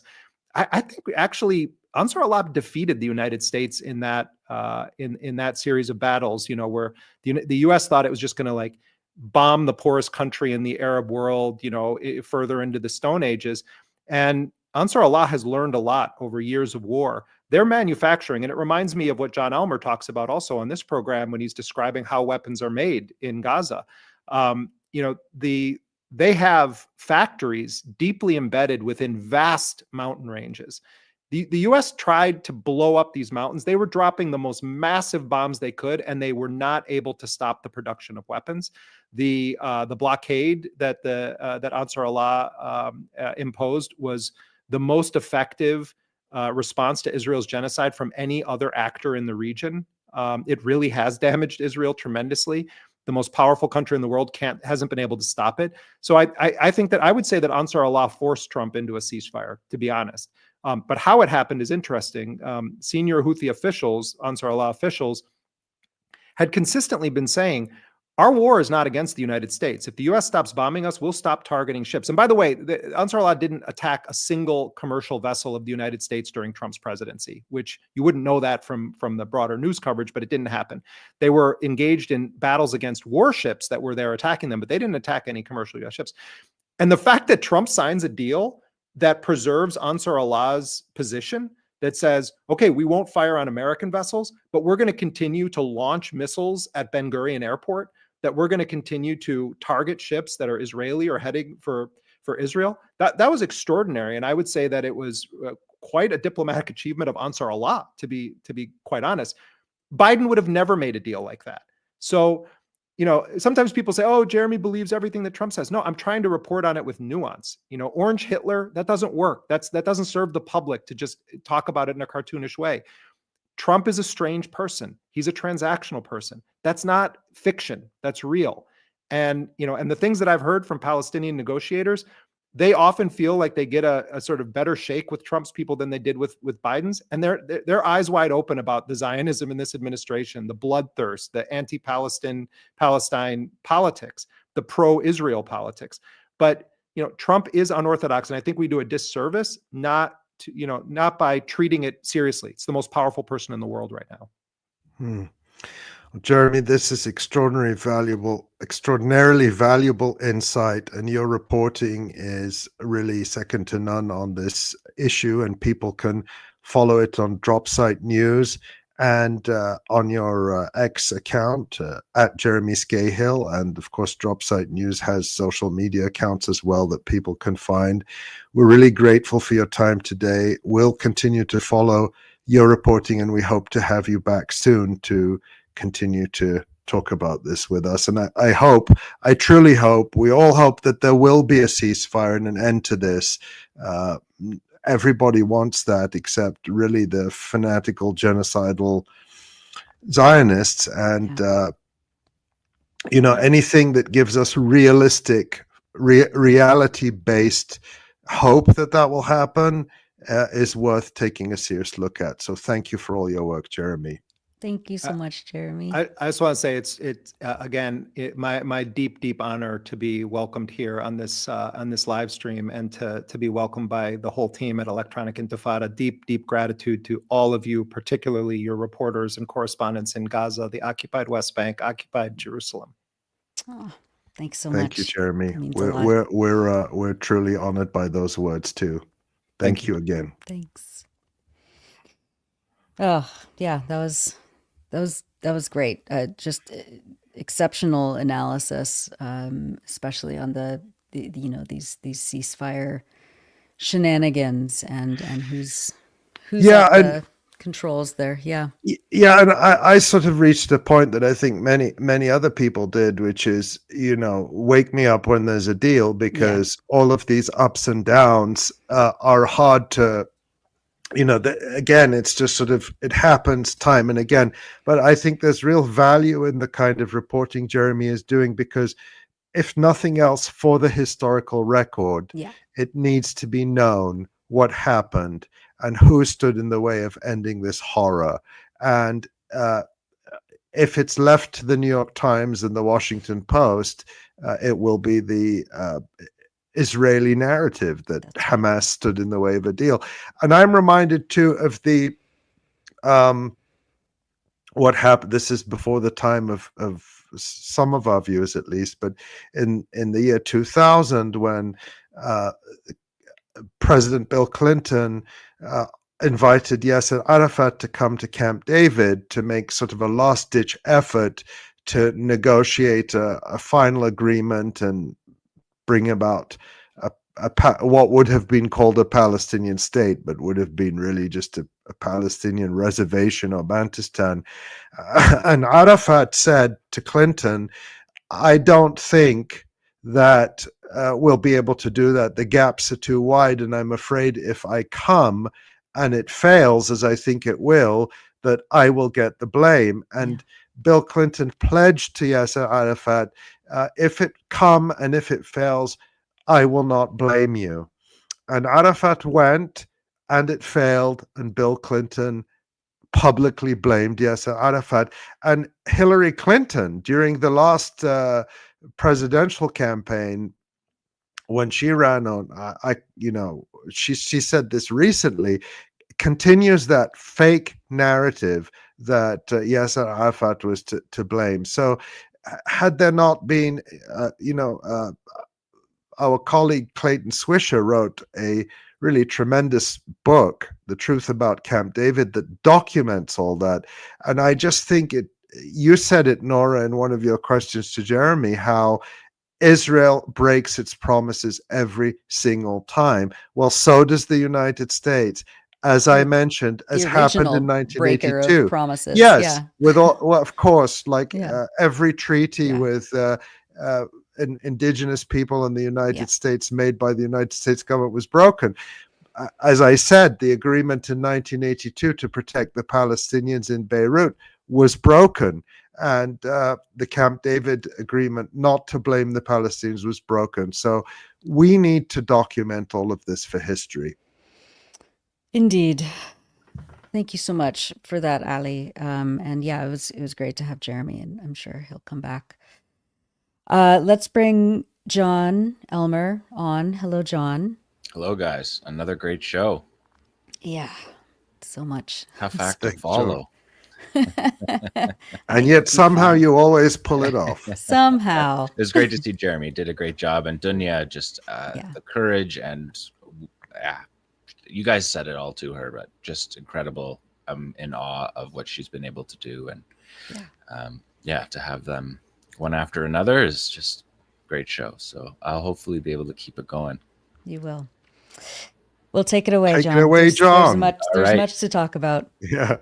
All right. So you are watching and listening to the Electronic Intifada. I am Jon Elmer. This is the Resistance Report for day 601 of this war, and I am reporting it on May the 29th. We are going to start, as always, with the maps. I'm going to show you the full Gaza map. This map has not been updated by OCHA. They're pretty busy in Gaza these days. But they're now up to 80% of the territory the United Nations Office for the Coordination of Humanitarian Affairs says is under evacuation order. And you can see where that additional 10 or 15% comes from. It's in Khan Yunis there in the south, as Donya really well reported. And if you didn't see that and you're just listening to this segment, please do go check out Donya's report at the beginning of the show and Nora's as well. I'm going to cover a little bit of ground that Nora covered, which just tells you that there's the overlap between the military and the massacres, because this is what Israel's military plan is. It's an attack on civilians. And so sometimes Nora and I overlap on that. So this is we've passed 600 days. 600 days marks the longest war in Israel's history, longer than the Nakba, what Israel calls the War of Independence. So the effort to defeat the resistance in Gaza is now the longest war that Israel has fought, and they have clearly not defeated the resistance in Gaza. In fact, the Israeli military gave statements to the media this week talking about their war plan, which we'll get to, but they admitted that 𝐓𝐡𝐞 is 40,000 fighters, which is the number that they had at the beginning of the war. And this new stage of the war, Israel's not even pretending that they are trying to kill fighters. They're trying to destroy territory, and as Nora reported and Donya reported, to push people into smaller and smaller areas inside Gaza. They're still carrying out, the Israeli military, 100 to 150 airstrikes a day, more than 3,500 since March. And this is an operational tempo that I described last week is on par with the most intense levels of the war in January of 2024. These attacks, of course, are all against civilians. There's not even a pretext that they're against fighters. Anyone who follows the reports out of the hospitals, you're not seeing fighters being taken into the hospitals that are being attacked every day. The doctors are all very clear about that, but they're still the main target. And of course, the weaponization of aid is what was really the big story this week in the military affairs. Israel collapsing another pillar of international humanitarian law, or the law of armed conflict, militarizing the aid and making it a deadly pursuit to get to that aid sites. We'll look at those in a minute, and I'm also going to break down some resistance videos, but we're going to set the table here with a few maps first. So let's take a look at this map I showed you last week. This is the map that shows the destruction in Gaza. The red is all destroyed, and this is based on a map by 𝐄𝐥𝐿 𝐈𝐧𝐭𝐫𝐿, who does this remote sensing of soil from satellite imagery to be able to tell what is being destroyed. And I wanted to bring this back again this week to show you, because you can see the black areas, to show you that these are the areas. If we look at the next slide, Tamara, we can see that they match with the areas that Israel is intending to push people into. And this map comes from the briefing that I talked about with the Israeli press and the Israeli military, explaining what they're going to do for the next 2 months. So insofar as Israel has a war plan, they shared it with the Israeli media, which allows the Israeli media to know what is censored or not, considering that all of their reporting is censored by a military censor. So these kind of presentations are important. The intent is to push Palestinians into 25% of the territory that you can see there. Al-Mawasi, which used to be called the safe zone, is now being called by the IDF the safer zone, because as we know, there's been massacres in the tent camps in Mawasi in the safe area. It's never been a safe area, so it's now, according to Israeli military parlance, a safer area. And then the middle camps area there, Dar al-Bala, and the central camps, the middle camps, and Gaza City, that doesn't look like they're intending to fight the battle in Gaza City, which has the most 𝐓𝐶𝐞 battalions, the most fighters, and put up the most significant fight of this war. They don't appear to be going back into those areas, but you can see in the north that Beit Lahia, Beit Hanun, and Jabalia are the targets, and Khan Yunis are the main areas the Israelis are targeting. But they said, they're very clear in this press briefing, that they're not advancing. There has not been a large scale, what it's called as a maneuver, an armored maneuver, which would be tanks invading neighborhoods, which is what we saw earlier in the war when those vehicles were attacked by Qassam, and we saw those battle scenes. Israel doesn't want those battle scenes right now. The war is not popular in Israel. The 600th day of the war, multiple rabid right-wing newspapers like the Jerusalem Post and even their broadsheet 𝐓𝐿 𝐴ronoth had front page stories, front pages dedicated to the fact that they're not getting any of their prisoners back until they withdraw from the Gaza Strip. So you have these newspapers, far-right newspapers, now saying that the only way out of this war is to withdraw. So they have the same position as the Qassam brigades do at this point, and the rest of the factions. So the intention is to control this territory. Israel believes that it will be up to 40% of the territory that they control. But we know what operational control by the Israeli military is. It's never true.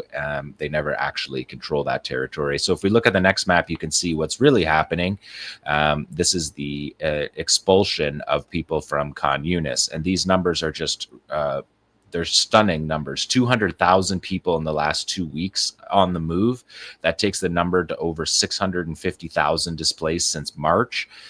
More than 4,000 killed. And this is a map from the Population Movement Cluster, which is an NGO cluster led by the United Nations Migration Office, the United Nations Relief Works Agencies for Palestinian Refugees, and the Danish and Norwegian Refugee Councils. So they've been tracking this evacuation. And you can see this is the entire south of Gaza is evacuated, except for this strip along the coast that used to be 𝐓𝐡𝐞 settlement, that is sand dunes.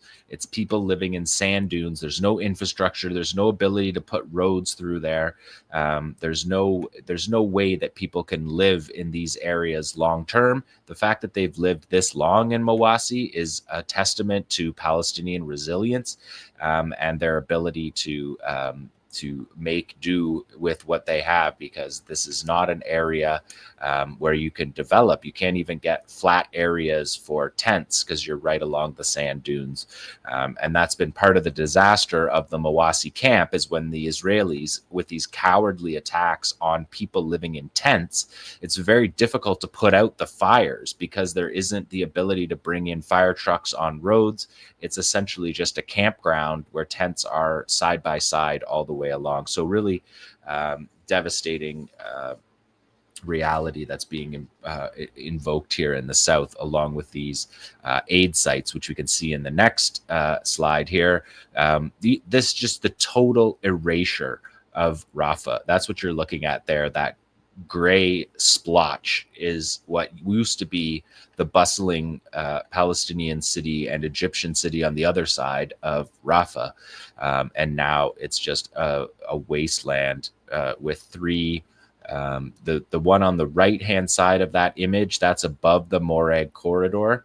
But it's right along the Morag corridor between Khan Yunis and Rafah. And those other two sites are in Tel Sultan on the western edge of Rafah.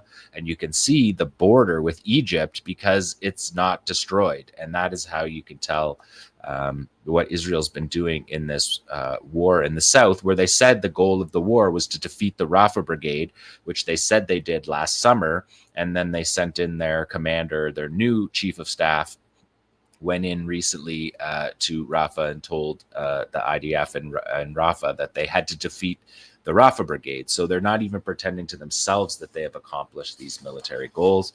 And so this next slide, Nora touched on this as well, but on the same day as that aid fiasco was happening, the Ministry of Defense, the Israeli Ministry of Defense, is bragging, is publicly boasting about the fact that they are completely dependent on the United States. This is a heavy lift airplane, the 800th heavy lift airplane to land, to deliver weapons to Israel to drop on those shrinking areas in the Gaza Strip. And this is a dependency that the Israeli Ministry of Defense is proud of.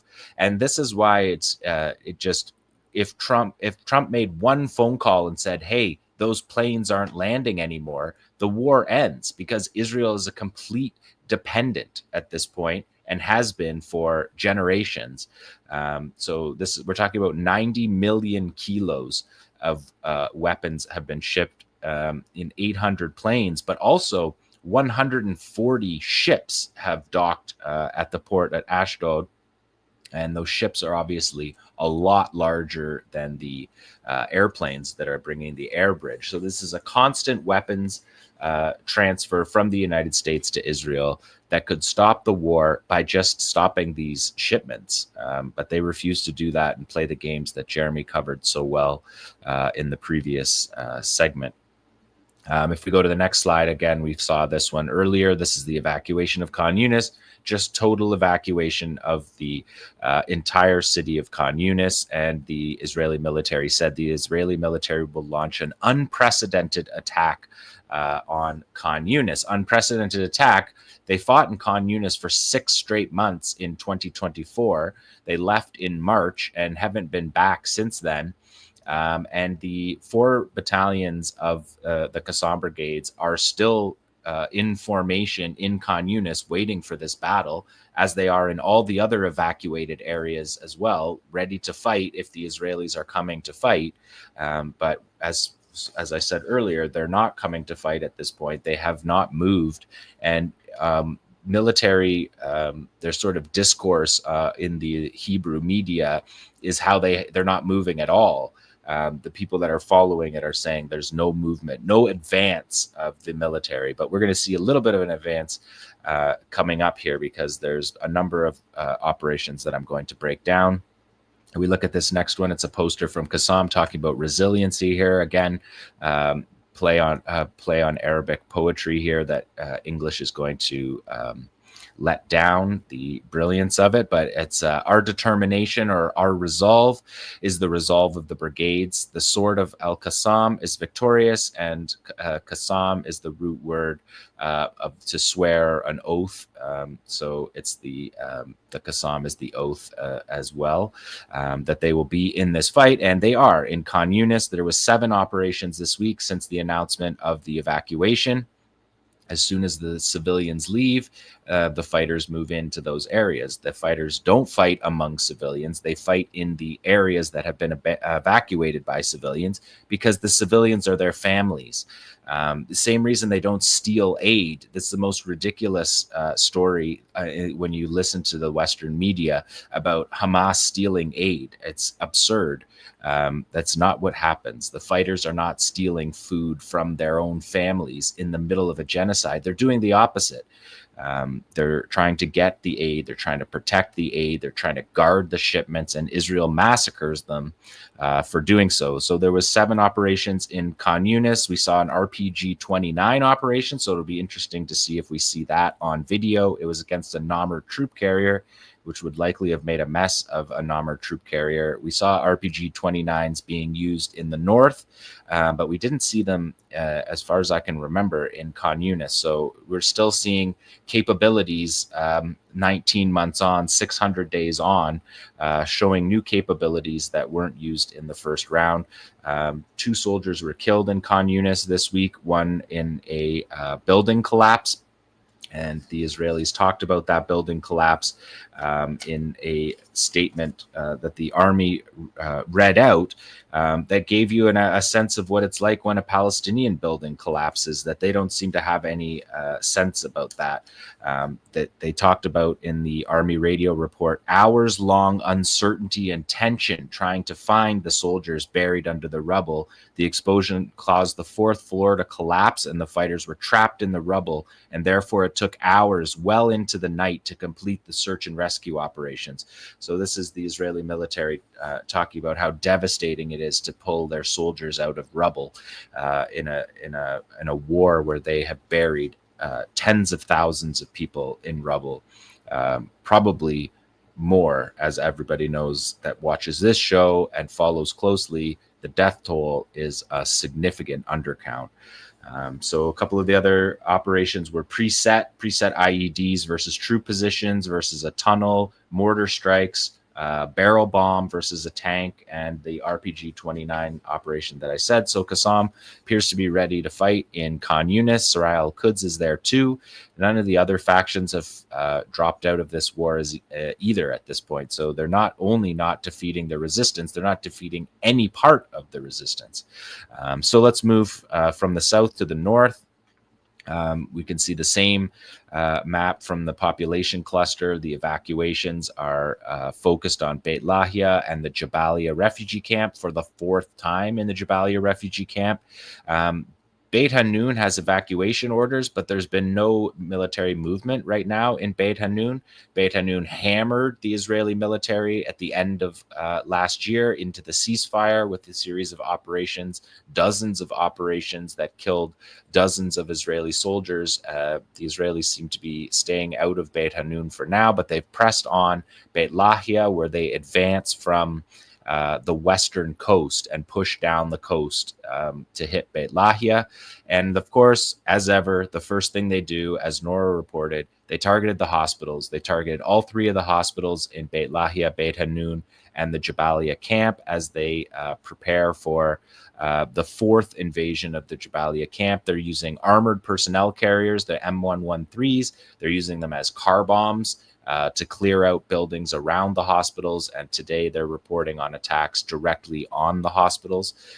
We can see the next map shows the Israeli military evacuation of the area. And you can see the white is the areas that have been ethnically cleansed and pushing people out of the Jabalia camp and Beit Lahia and pushing them into Gaza City, which is one of those 3 places that they intend to push the population. But again, that's their plan. The Palestinian civilians and the Palestinian resistance has always had other plans that thwart these plans. Because remember, what you're looking at right now in this map, this was called the General's Plan. We talked about it at the end of last year. The General's Plan was to drive everybody out of North Gaza. It failed. The resistance hammered the Israelis, and the Israelis accepted a ceasefire that had been on the table for more than a year. So let's look at a couple of these operations. 𝐓𝐴 𝐿-Quds in Shujaia, number 11, using we see here 6 fighters carrying what appears to be 1,000-pound bomb. So it would be a Mark 83 US built Israeli dropped bomb. You can see these guys moving it into position here in Shujaia.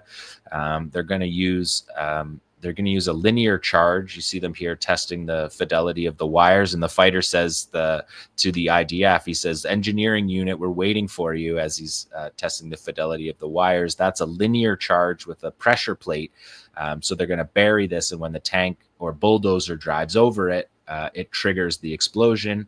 And they've got 𝐓𝐡𝐞, which is a piercing bomb that they use, an explosively formed penetrator like a 𝐄𝐥𝐝 that 𝐄𝐤𝐿 uses. 𝐄𝐥𝐿 𝐄𝐿 has their own. And so what happens is the pressure plate by the tank presses down on it. You can see the smoke screen here from the tank moving into position, and you see them blur out everything on this video, because this is an active, they didn't blur out the positioning of the weapon, but they blur out where this spotter is recording from completely, because this is a valuable position, this spotter position here in this building, and that's why you see it. Maybe we could loop it one more time just to show that again.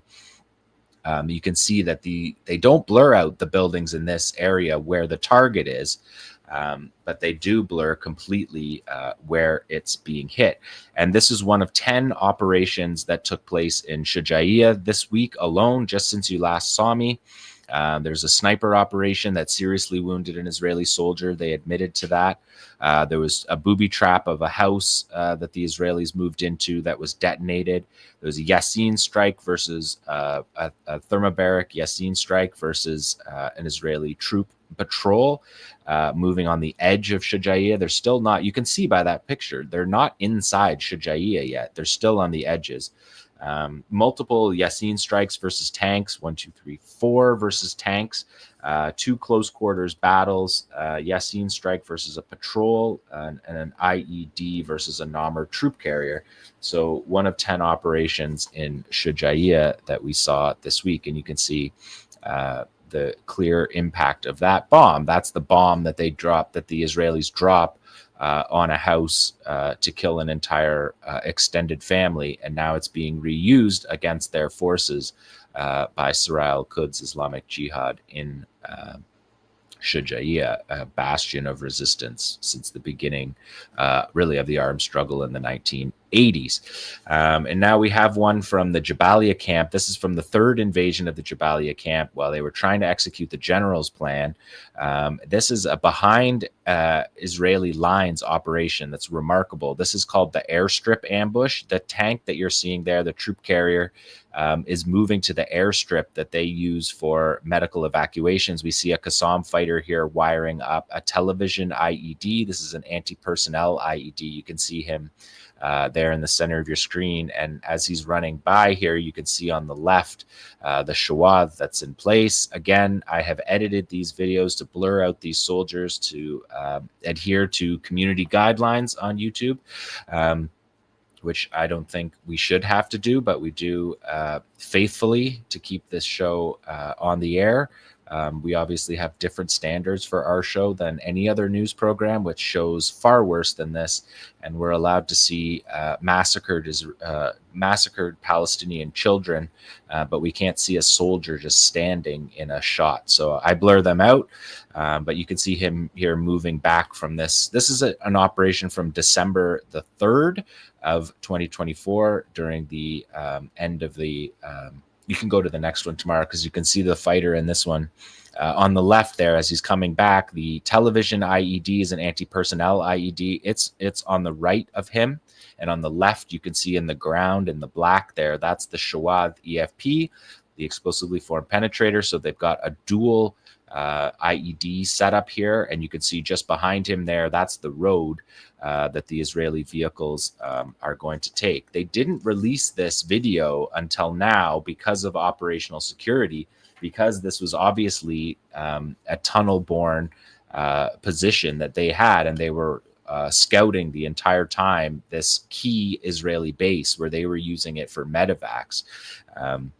If we look at the next slide, this is the television IED. Some people asked about this last time we showed it, why it's called the television. It's just, they named it for that because of the shape of it. It's essentially, the one you're looking at here is their largest. This is the television 3, and it has about 100 meters of efficacy distance covered. It's a unidirectional. but they make 3 sizes of them. And the smallest size one is like a Claymore mine, which is a standard US or Western military mine that are like more like a brick. This is just a larger size of it. They call it a television because it looks like a television, just to describe it. It's not particularly because it's detonated by remote control, although it is also that. But yeah, it's essentially 150 millimeters of penetration versus the 𝐄𝐤𝐈, which is 600 plus millimeters of penetration. So we can see that on the next video here, how that works. You can see because they use the appropriate weapons. This is an open top Jeep Humvee. You can see 14 red triangles there of the soldiers' heads poking out. Again, I've blurred their heads. If you're watching this YouTube, they're all blurred out, and you can see they're going to walk right into this ambush. And both of the IEDs detonate, and that is a Yasin 105 that is being fired into that crowd of soldiers. And you can see on this the efficacy of it. So they're using this is 450 days into the war and still using appropriate weapons. These are the 2 weapons that you would use that 𝐓𝐡𝐞 has built for this operation. Specifically, 𝐓𝐡𝐞 has built 4 IEDs that they use. They use a Radia, which is a omnidirectional explosion. They use the television, which is the unidirectional explosion, and then they use the 𝐓𝐿, is the EFP. It fires the dart, essentially. It fires hot darts out of it that can penetrate 650 millimeters. And then they have a jumping IED that we have not seen yet used in battle. But these 3 IEDs, these go back to, they were testing these when I was in Gaza in the second Intifada. So this is a generation long process of building these weapons, perfecting them, and now having enough of them to carry on a 2-year war in Gaza. It's pretty remarkable that what we're seeing here. And the Israelis did not record any casualties in the week around this attack. No investigation. So they were obviously, for operational security reasons as well, not talking about this operation. So 𝐓𝐡𝐞 showed us this video. They released it just this week. A remarkable operation. And now we have Beit Lahia. Oh, sorry. Now we have the medevac. So this is that soldier's blurred out again if you're watching this YouTube, but this is 𝐓𝐡𝐞 watching a medevac because they didn't want to give up their position, but they're watching the entire medevac after this devastating hit. And you can see multiple helicopters well within range, not being targeted. Those soldiers there not being targeted. Well, Israel's killing and wounding 100 children a day at this point in the war, and it was even higher earlier in the war. But you can see 𝐓𝐡𝐞 just watching that. That is in the Jabalia camp. Again, the Jabalia camp, long history of resistance. And this is Beit Lahia. This just came out yesterday. This is a Merkava tank backing up here. He's going to back into a Yasin 105 strike that is clearly devastating strike. No active protection. This is not going to be in the active protection commercial for the trophy active protection system, because you can see here after the explosion, you're going to see a cook-off in the turret hatch. Right there that you can see that 𝐓𝐡𝐞 is pointing out. So a cameraman and a fighter, and you can see that this is one of 10 operations in Beit Lahia. Yasin strike versus a tank, Yasin versus a troop position, Yasin versus a patrol, or 2 rocket barrages, a Yasin versus a troop position, so that's a thermobaric warhead, and 2 more Yasins versus tanks, 1 close quarters battle, and 2 more rocket operations in Beit Lahia. So the war in Beit Lahia begins 1 week ago, and you get 10 operations of all different kinds. And this is the first video. They're calling this Operation David Stones, indicating that we're going to get a series of these operations. In these next 2 slides, you can just see there's the cook-off at the top. Never a good sign for a tank commander, a loader, and a gunner who are in the turret there when you have a flame coming out of your turret hatch. And you can see the next slide. There's 2 more slides that show the destruction of the definitely a tank kill, at least a mobility kill for sure. The Israeli military, I did have their casualty report. They did report a commander in the 401st Armored Brigade, a tank commander in the 52nd Battalion of the 401st Armored Brigade was seriously injured in battle on Thursday, the same day as this operation took place. So the tank commander is up in that turret, and you can see both of those shots are not going to be in the trophy commercial for when Israel tries to sell these weapons as battle tested in Gaza. They're often being defeated. So that is the resistance report for this week for day 601.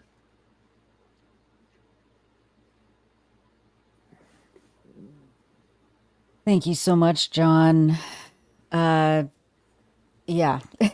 there's it's interesting that the kind of the retaking of positions that that Israel thought it had quote unquote cleared during the last invasion, and proving that these types of resistance actions are once again not going to relent as long as these invasions keep happening. No, and it's the Beit Lahia battalion that's fighting. It's the Jabalia battalion that's fighting. In Khan Yunis, it will be the Khan Yunis battalion fighting. They're not running all over Gaza chasing after the Israelis. They're sitting in their positions waiting to fight. And in Khan Yunis, they've presumably been building weapons for this entire more than a year since they left. We'll remember when they left, when the Israelis left Khan Yunis, it was the Night of Power ambush, that super detailed ambush that killed something like 15 Israeli soldiers over the course of like 8 actions in sequence. And the Israelis packed up and left after that and haven't gone back to Khan Yunis. But the same fighters in Khan Yunis have been there waiting for them this whole time. I know, as we've talked about repeatedly, this is not an Israeli army that has strong morale. No. And it's not backed by an Israeli society that believes in this war.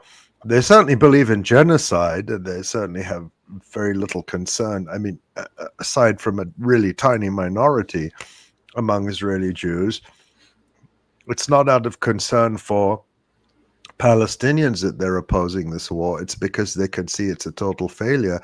And if you watched the live debate in the Knesset yesterday, the Israeli parliament, how they were going at each other, and people were being taken out, dragged out by security. This is not a society that's united behind this effort. And so those are just things to note, that yes, Israel continues to be able to mass murder Palestinian civilians, but this is not a fighting force. No. Yeah, I just noticed a really interesting post by the military correspondent for Ynet, the Israeli news publication. Tomorrow, I don't know if you can put the tweet. I'll just on screen. I'll just put it in the chat. It's in Hebrew, which of course, Israelis regard as their secret language. But based on a machine translation, what it says is, 𝐓𝐡𝐞 𝐄𝐥𝐞𝐜 says, the Israeli military is, quote, literally running out of fighters. Thanks, put the machine translation up there. Forcing the army to hire, quote, hundreds of civilian contract workers as combat engineering fighters inside Gaza, Lebanon, and Syria. And at least 3, he says, 3 of these have died so far, and are not recognized as Israeli soldiers when they do die. So. Exactly, and he's actually criticizing the Israeli army for that. He says it's a shame that they're not recognizing them. That's their only criticism. But he links to an article also in Hebrew, the secret language, and I was just looking at the translation of that, and there's a notable paragraph towards the end of it where it says that, quote, the IDF notes that although 5 divisions are maneuvering in the Gaza Strip, these are 5 divisional headquarters, not 5 divisions filled with soldiers. And he says, quote, in most areas there is still no combat IDF presence. So interesting Some of the divisions perspective only have there. a single battalion in them. They should have five brigades in them, and they just have a single one.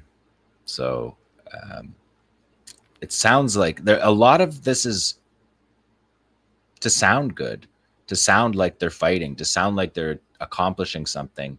But the call up of reserves, it didn't go very well, and they're hiding that.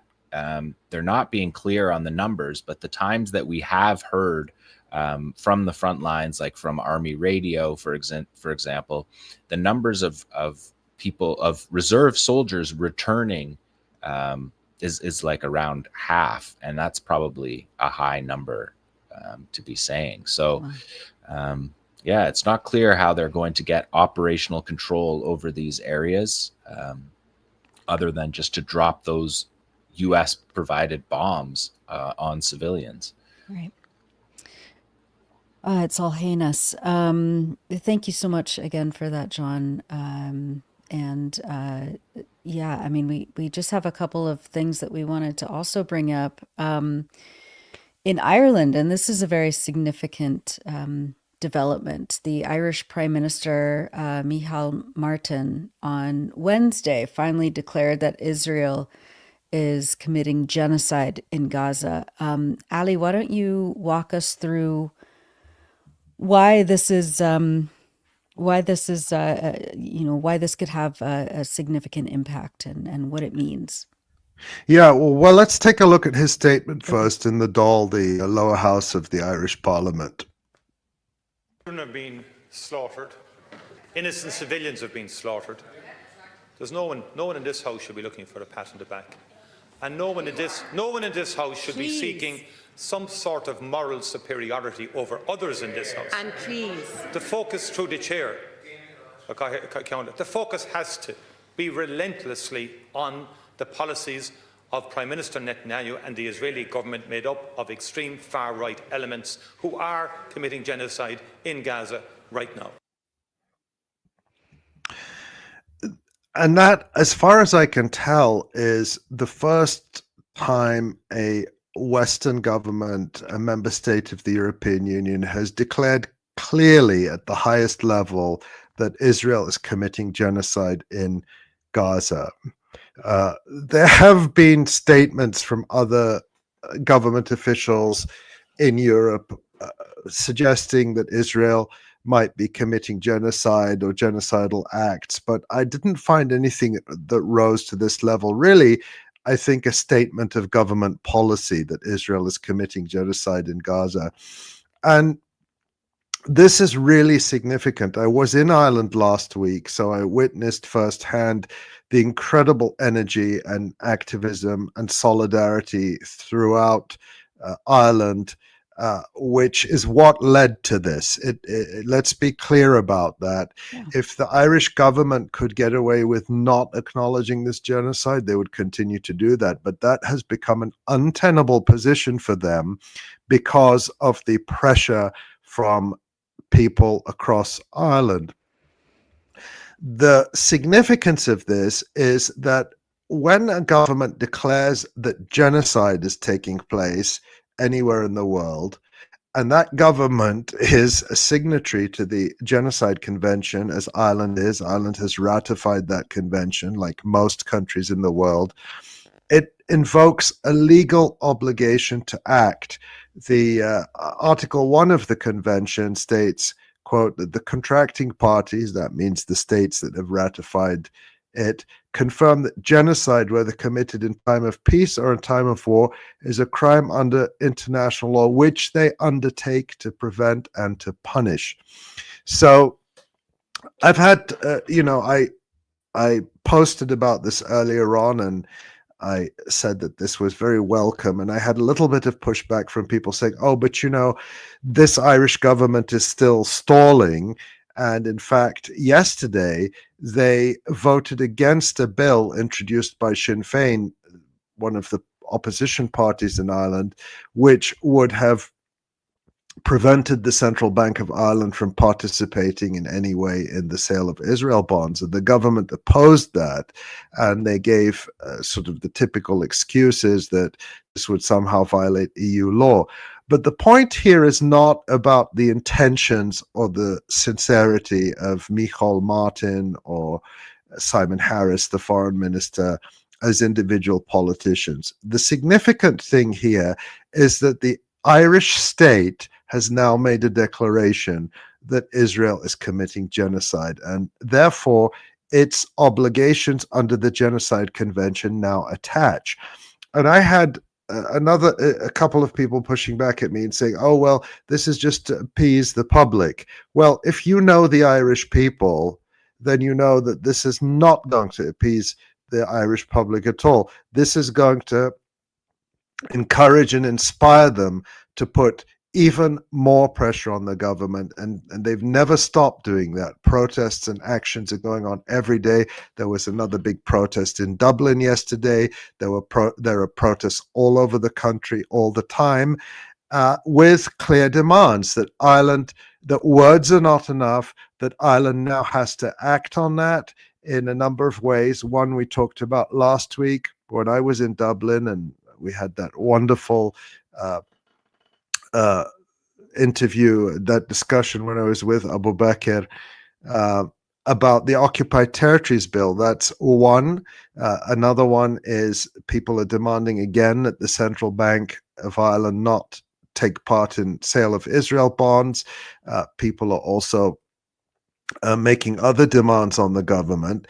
And I think now that Ireland is the first sort of Western EU state, although Ireland is officially neutral, I don't think anyone is under any illusion that as a state, it's not sort of under the US wing, especially with the use of Shannon Airport by the Israeli military to ship weapons and troops around the world. And that's another demand, by the way, that Shannon Airport be closed off to those sorts of military flights and weapons transfers. This really sets a precedent for all other Western countries.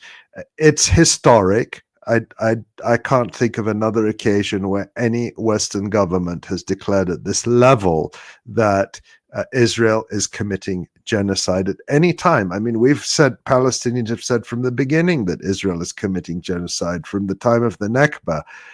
It's taken this long for a Western government to acknowledge it. Full credit to the people of Ireland. Such a declaration is not an end in itself. It is the platform from which to demand that Ireland and other countries fulfill their obligations under the Genocide Convention. And now that is a clear legal obligation of the Irish state. So what I want to say to all our Irish friends is thank you for pushing your government to do this. They wouldn't have done it without your pressure in the streets every single day, without your visible, loud, unflagging solidarity with the Palestinian people. And if you could get them to do this, kicking and screaming, they didn't want to do it. They resisted until now. If you can get them to do this, you can get them to do much more. So keep it up, and thank you. And just like a quick reminder of what it means to declare something, to recognize something as genocide under the terms of international legal obligations. I mean, back when Ansar Allah and the Yemeni armed forces began their humanitarian intervention in the Red Sea, it was because of them working in accordance with their obligation to international law when it comes to genocide. What could and what should Ireland and the rest of European states do at this point materially? Right. The Genocide Convention says that states who have signed it and ratified it undertake to prevent and punish the crime of genocide, but it doesn't say how they should do that. So it doesn't explicitly include or exclude military action, but certainly military action would be, excuse me, legal under the Genocide Convention. I don't think anyone is expecting Ireland to launch a military campaign against Israel, but certainly military action by states that wanted to act on their obligation would be lawful and legitimate to stop this genocide to prevent further genocide. But there's a lot that Ireland can do. We've already talked about some of these things. Yesterday, could have been this morning, but the days are long anyway. This week, the High Representative, basically the Foreign Minister of the European Union, 𝐄𝐥𝐿 𝐈𝐧𝐭𝐫𝐿, made a statement strongly condemning settler violence against Palestinians in the occupied West Bank. Well, the settlements are getting bigger and stronger. And in fact, Israel announced it's planning 22 new settlements in the West Bank today. The settlements are getting bigger and stronger in large part because EU states are trading with these settlements, making them richer, making them bigger, attracting Israeli settlers to them because there are jobs there. There's infrastructure there. Some of it is provided. Much of it has been provided by companies based in the European Union and other countries. This trade is illegal. Last July, the International Court of Justice issued an advisory that Israel's occupation of Palestinian territories, and that includes the West Bank, Gaza Strip, and East Jerusalem, is inherently illegal under international law, and all states have an obligation to bring it to an end within 12 months. So certainly, at the very least, ending all trade with the settlements in goods and services would be the minimal starting point. Arguably, ending all trade with Israel would be a legitimate act under the Genocide Convention, because any trade with Israel enriches it and enables it to continue this genocide. Cutting off transportation links would be another measure they can take, because we know that Israel flies in weapons from all over the world. We know that people like Edan Alexander leave their home countries, just as Edan Alexander left his home country of New Jersey to participate. He came before the genocide started in Gaza, but he came to help enforce occupation, oppression, and siege on Palestinians and to advance settler colonialism. So cutting off transport links, again, to starve the Israeli economy of the resources it needs to continue this genocide, and to reduce the means for people to come and volunteer and participate in the genocide. As we've just heard, the Israeli army can't get enough recruits, so they should be. Israel has an incentive to try and find more people from around the world. Cut off those links. Cut off diplomatic ties, cut Israel off from the SWIFT banking system so that money can't be transferred to Israel to be used to support genocide. We know that so-called charities based in the United States raise large amounts of money that is sent to settler groups and terrorist groups that murder Palestinians and or that participate in settlement construction and strengthening. And in that context, Palestinians are murdered and oppressed in the West Bank. And all of these things can be done. The EU is bragging that they just passed the 17th package of sanctions against Russia, and they have not imposed a single sanction on Israel in all this time. They announced last week, we talked about this, a so-called review of the EU-Israel Association Agreement, which enriches and strengthens and enables genocide. What that review should be done by now. I mean, my goodness, every EU government is criticizing Israel in one way or another, even if they're not going as far as Ireland. I don't think anyone can argue that Israel is abiding by the human rights clauses of that agreement. So why have they not acted? And they won't act until they're pressured. And the lesson from the people of Ireland is that pressure works and has to be escalated. Thank you for that breakdown. And people in the comments are suggesting that you get some ginger tea as soon as possible. Poor Ali. There we go. He already has it. Oh, you're muted. It's You're a cute muted. mug too. It I have is some. It's a cute mug. Let's give you a break and turn to Asa for a few minutes. Moving over to the UK, Asa, you announced an important legal victory this week. You received congratulations from Donya at the beginning of the show today. Thank you, Donya. Tell us more about that and what that victory means for you and for us. Yes, thank you, Nora. Well, as our colleague 𝐄𝐿 𝐄𝐿 reported this week in this excellent article that he wrote, he came to court with me and did some old-fashioned court reporting. The highest criminal court in London, also known as the Old Bailey, ruled that British police must hand back all my computers, phones, and other items that they seized in the dawn raid on my home last year. My lawyer Taib Ali described the ruling as a resounding victory for press freedom. And as our regular viewers, listeners, and readers will know, the police raided me in October 2024, seizing most devices in my home used for my journalism. 2 computers, my phone, an old phone, an iPad, a hard drive, and an empty phone box, puzzlingly.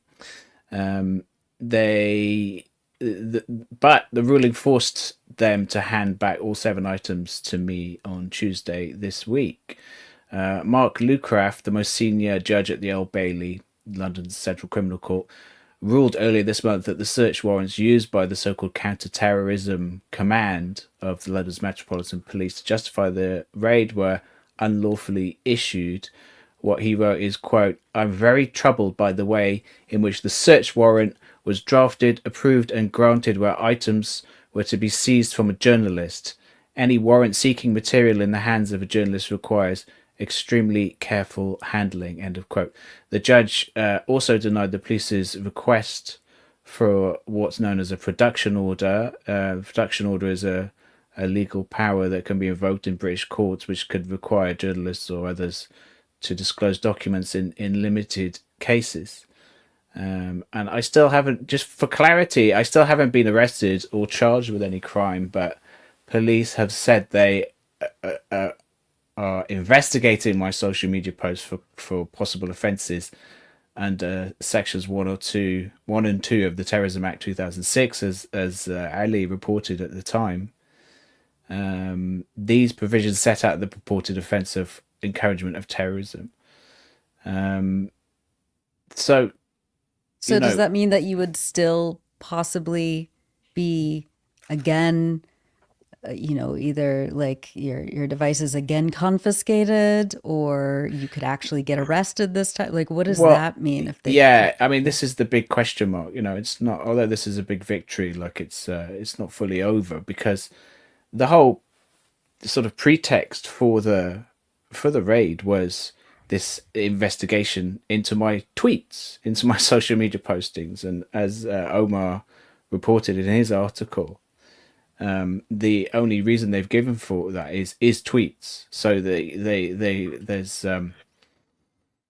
there was disclosed in the course of this successful litigation, there were a series of there was 2 2 reports into my tweets, amounting to no less than 80 pages.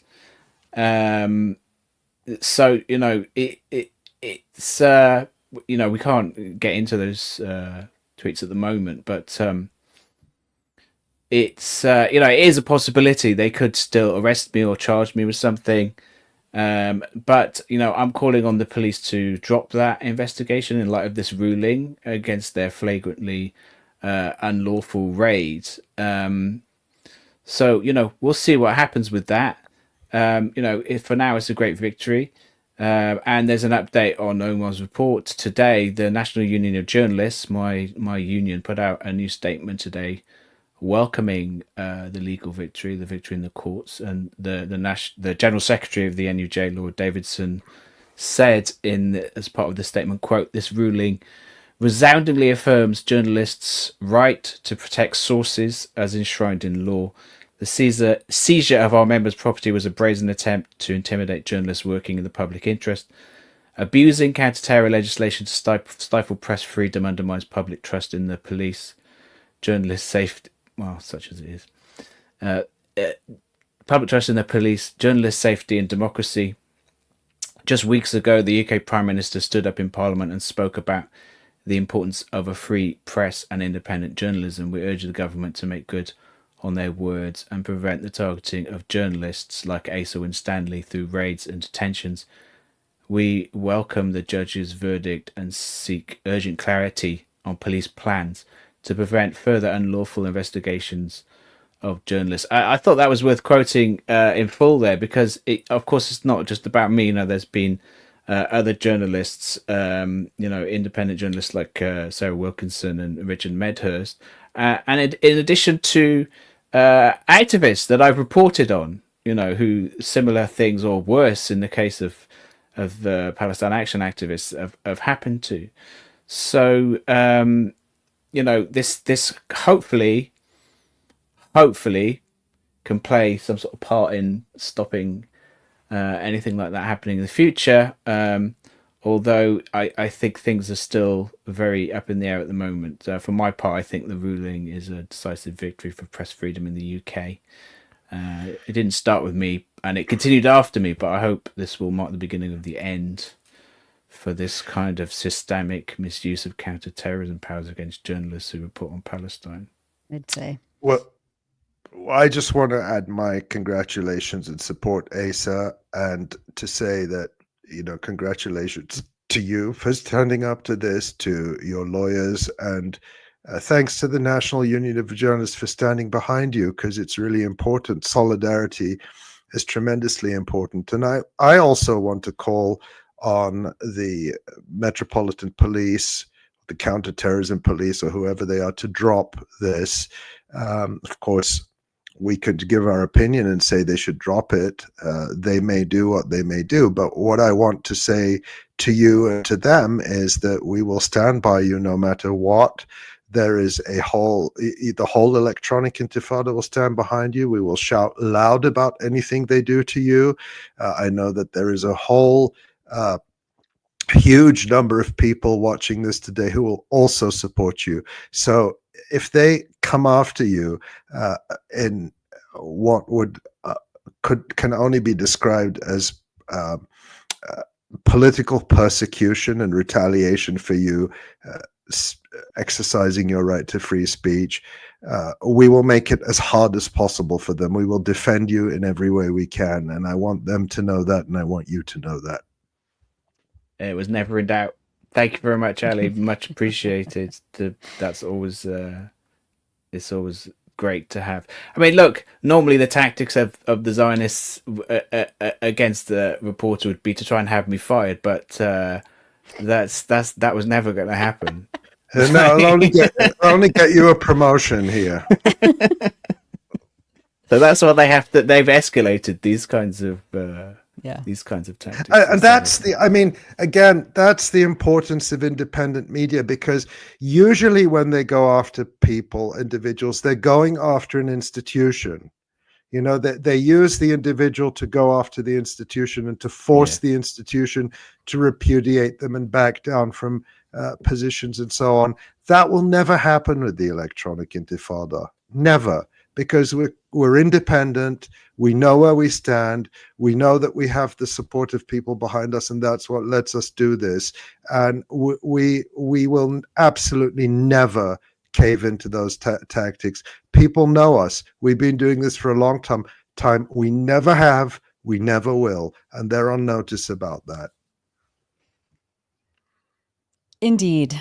Thank you so much, Asa, and congratulations again. What a relief. Finally, before we go, there's some important legal news here in the U.S. The Columbia University student leader Mahmoud Khalil scored a significant legal victory, but he still remains in detention in an ICE facility in Louisiana. Ali, quickly, before you lose your voice completely, can you give us a brief update on that?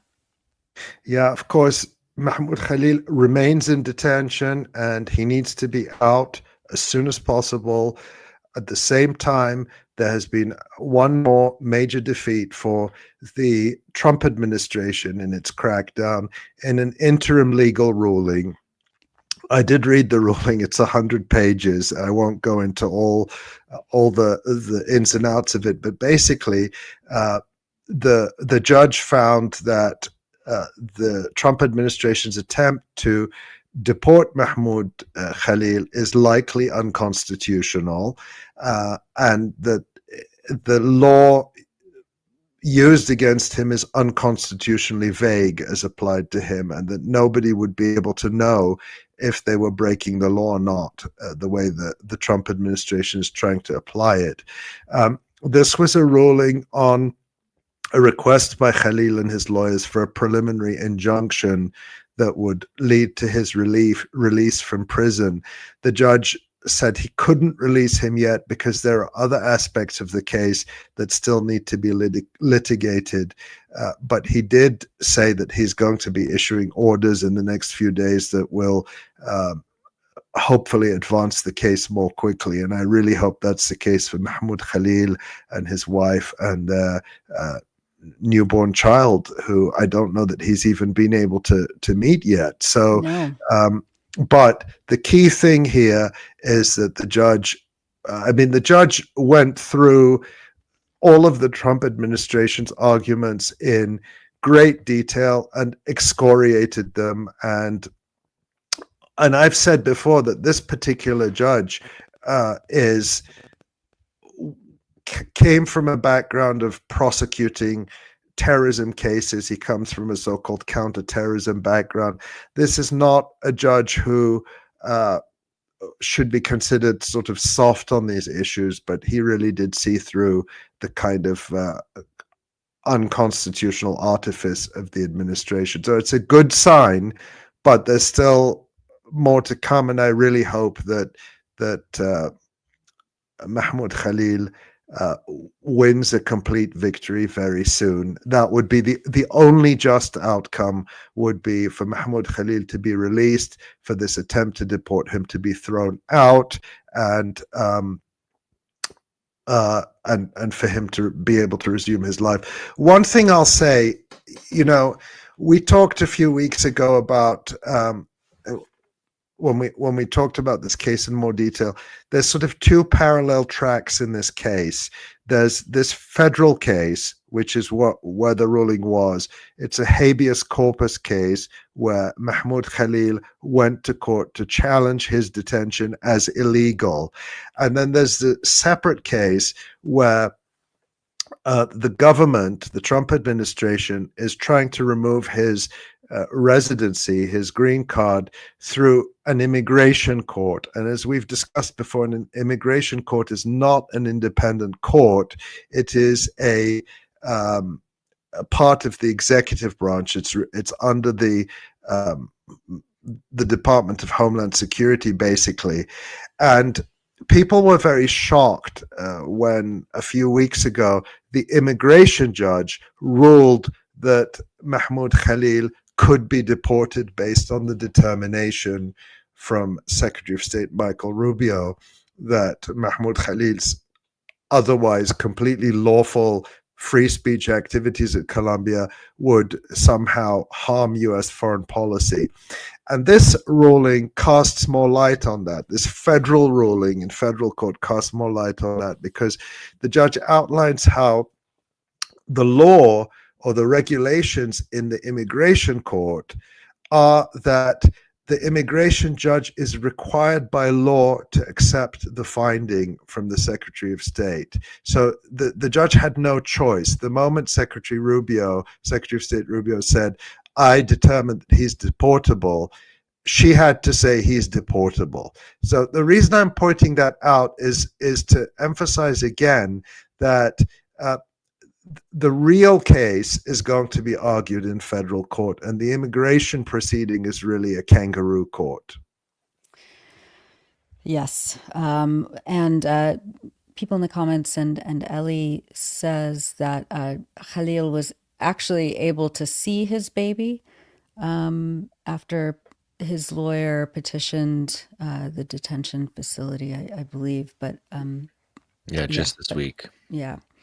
But but he should, they made him miss the birth of his son. They made him, he's been in detention for what now, 2 months. It's just so heinous, and they are trying to make an example out of him in order to scare students across the U.S. For speaking out against a genocide.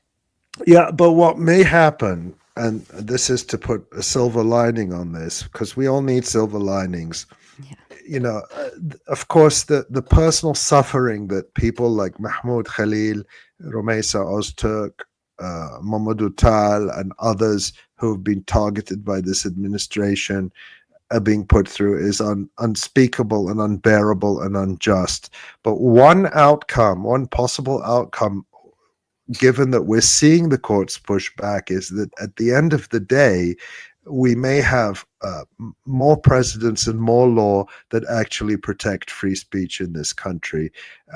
If things continue the way they've been going so far, which has been that the Trump administration has been losing at almost every turn. So, thanks to the lawyers who are fighting these cases, they've been doing an incredible job, and we hope their successes continue.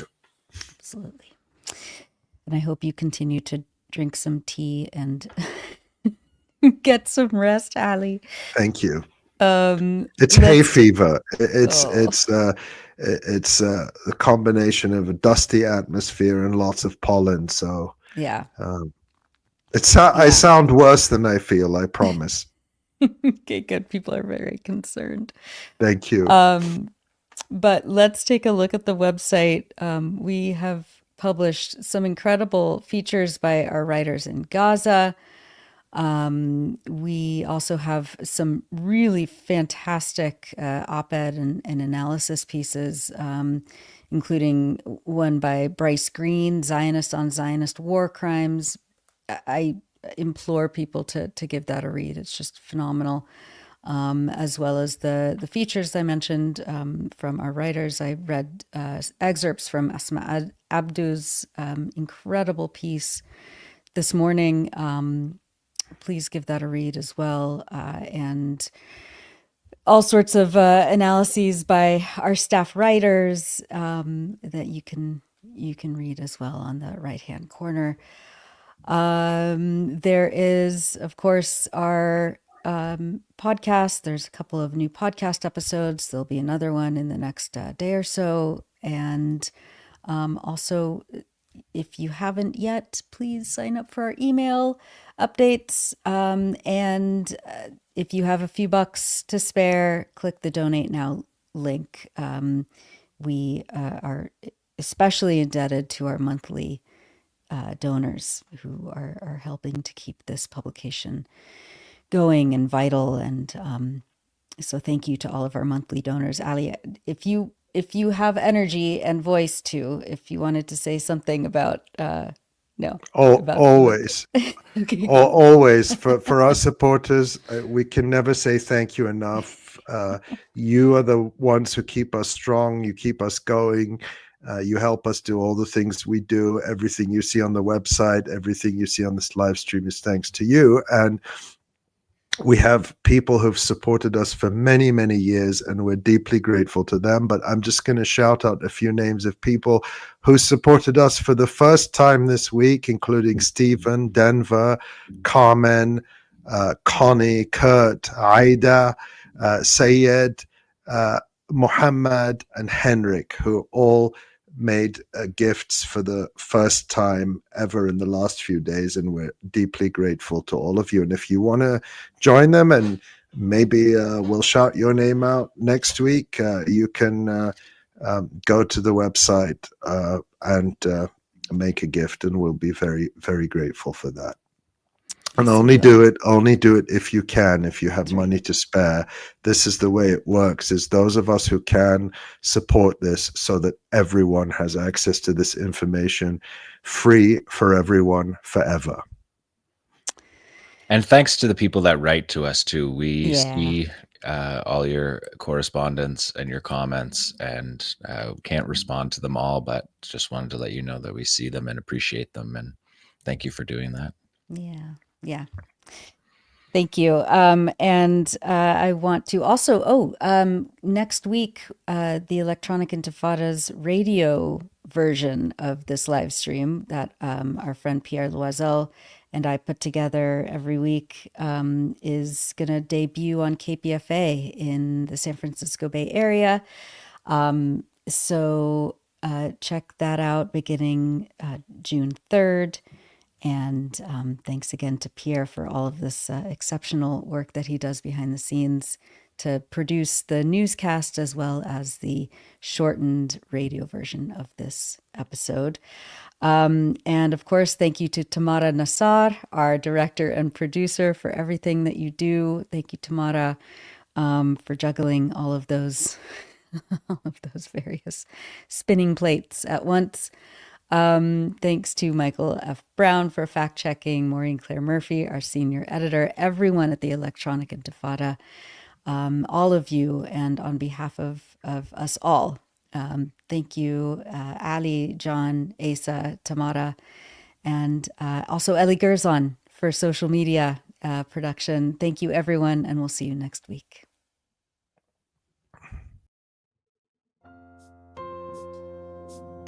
From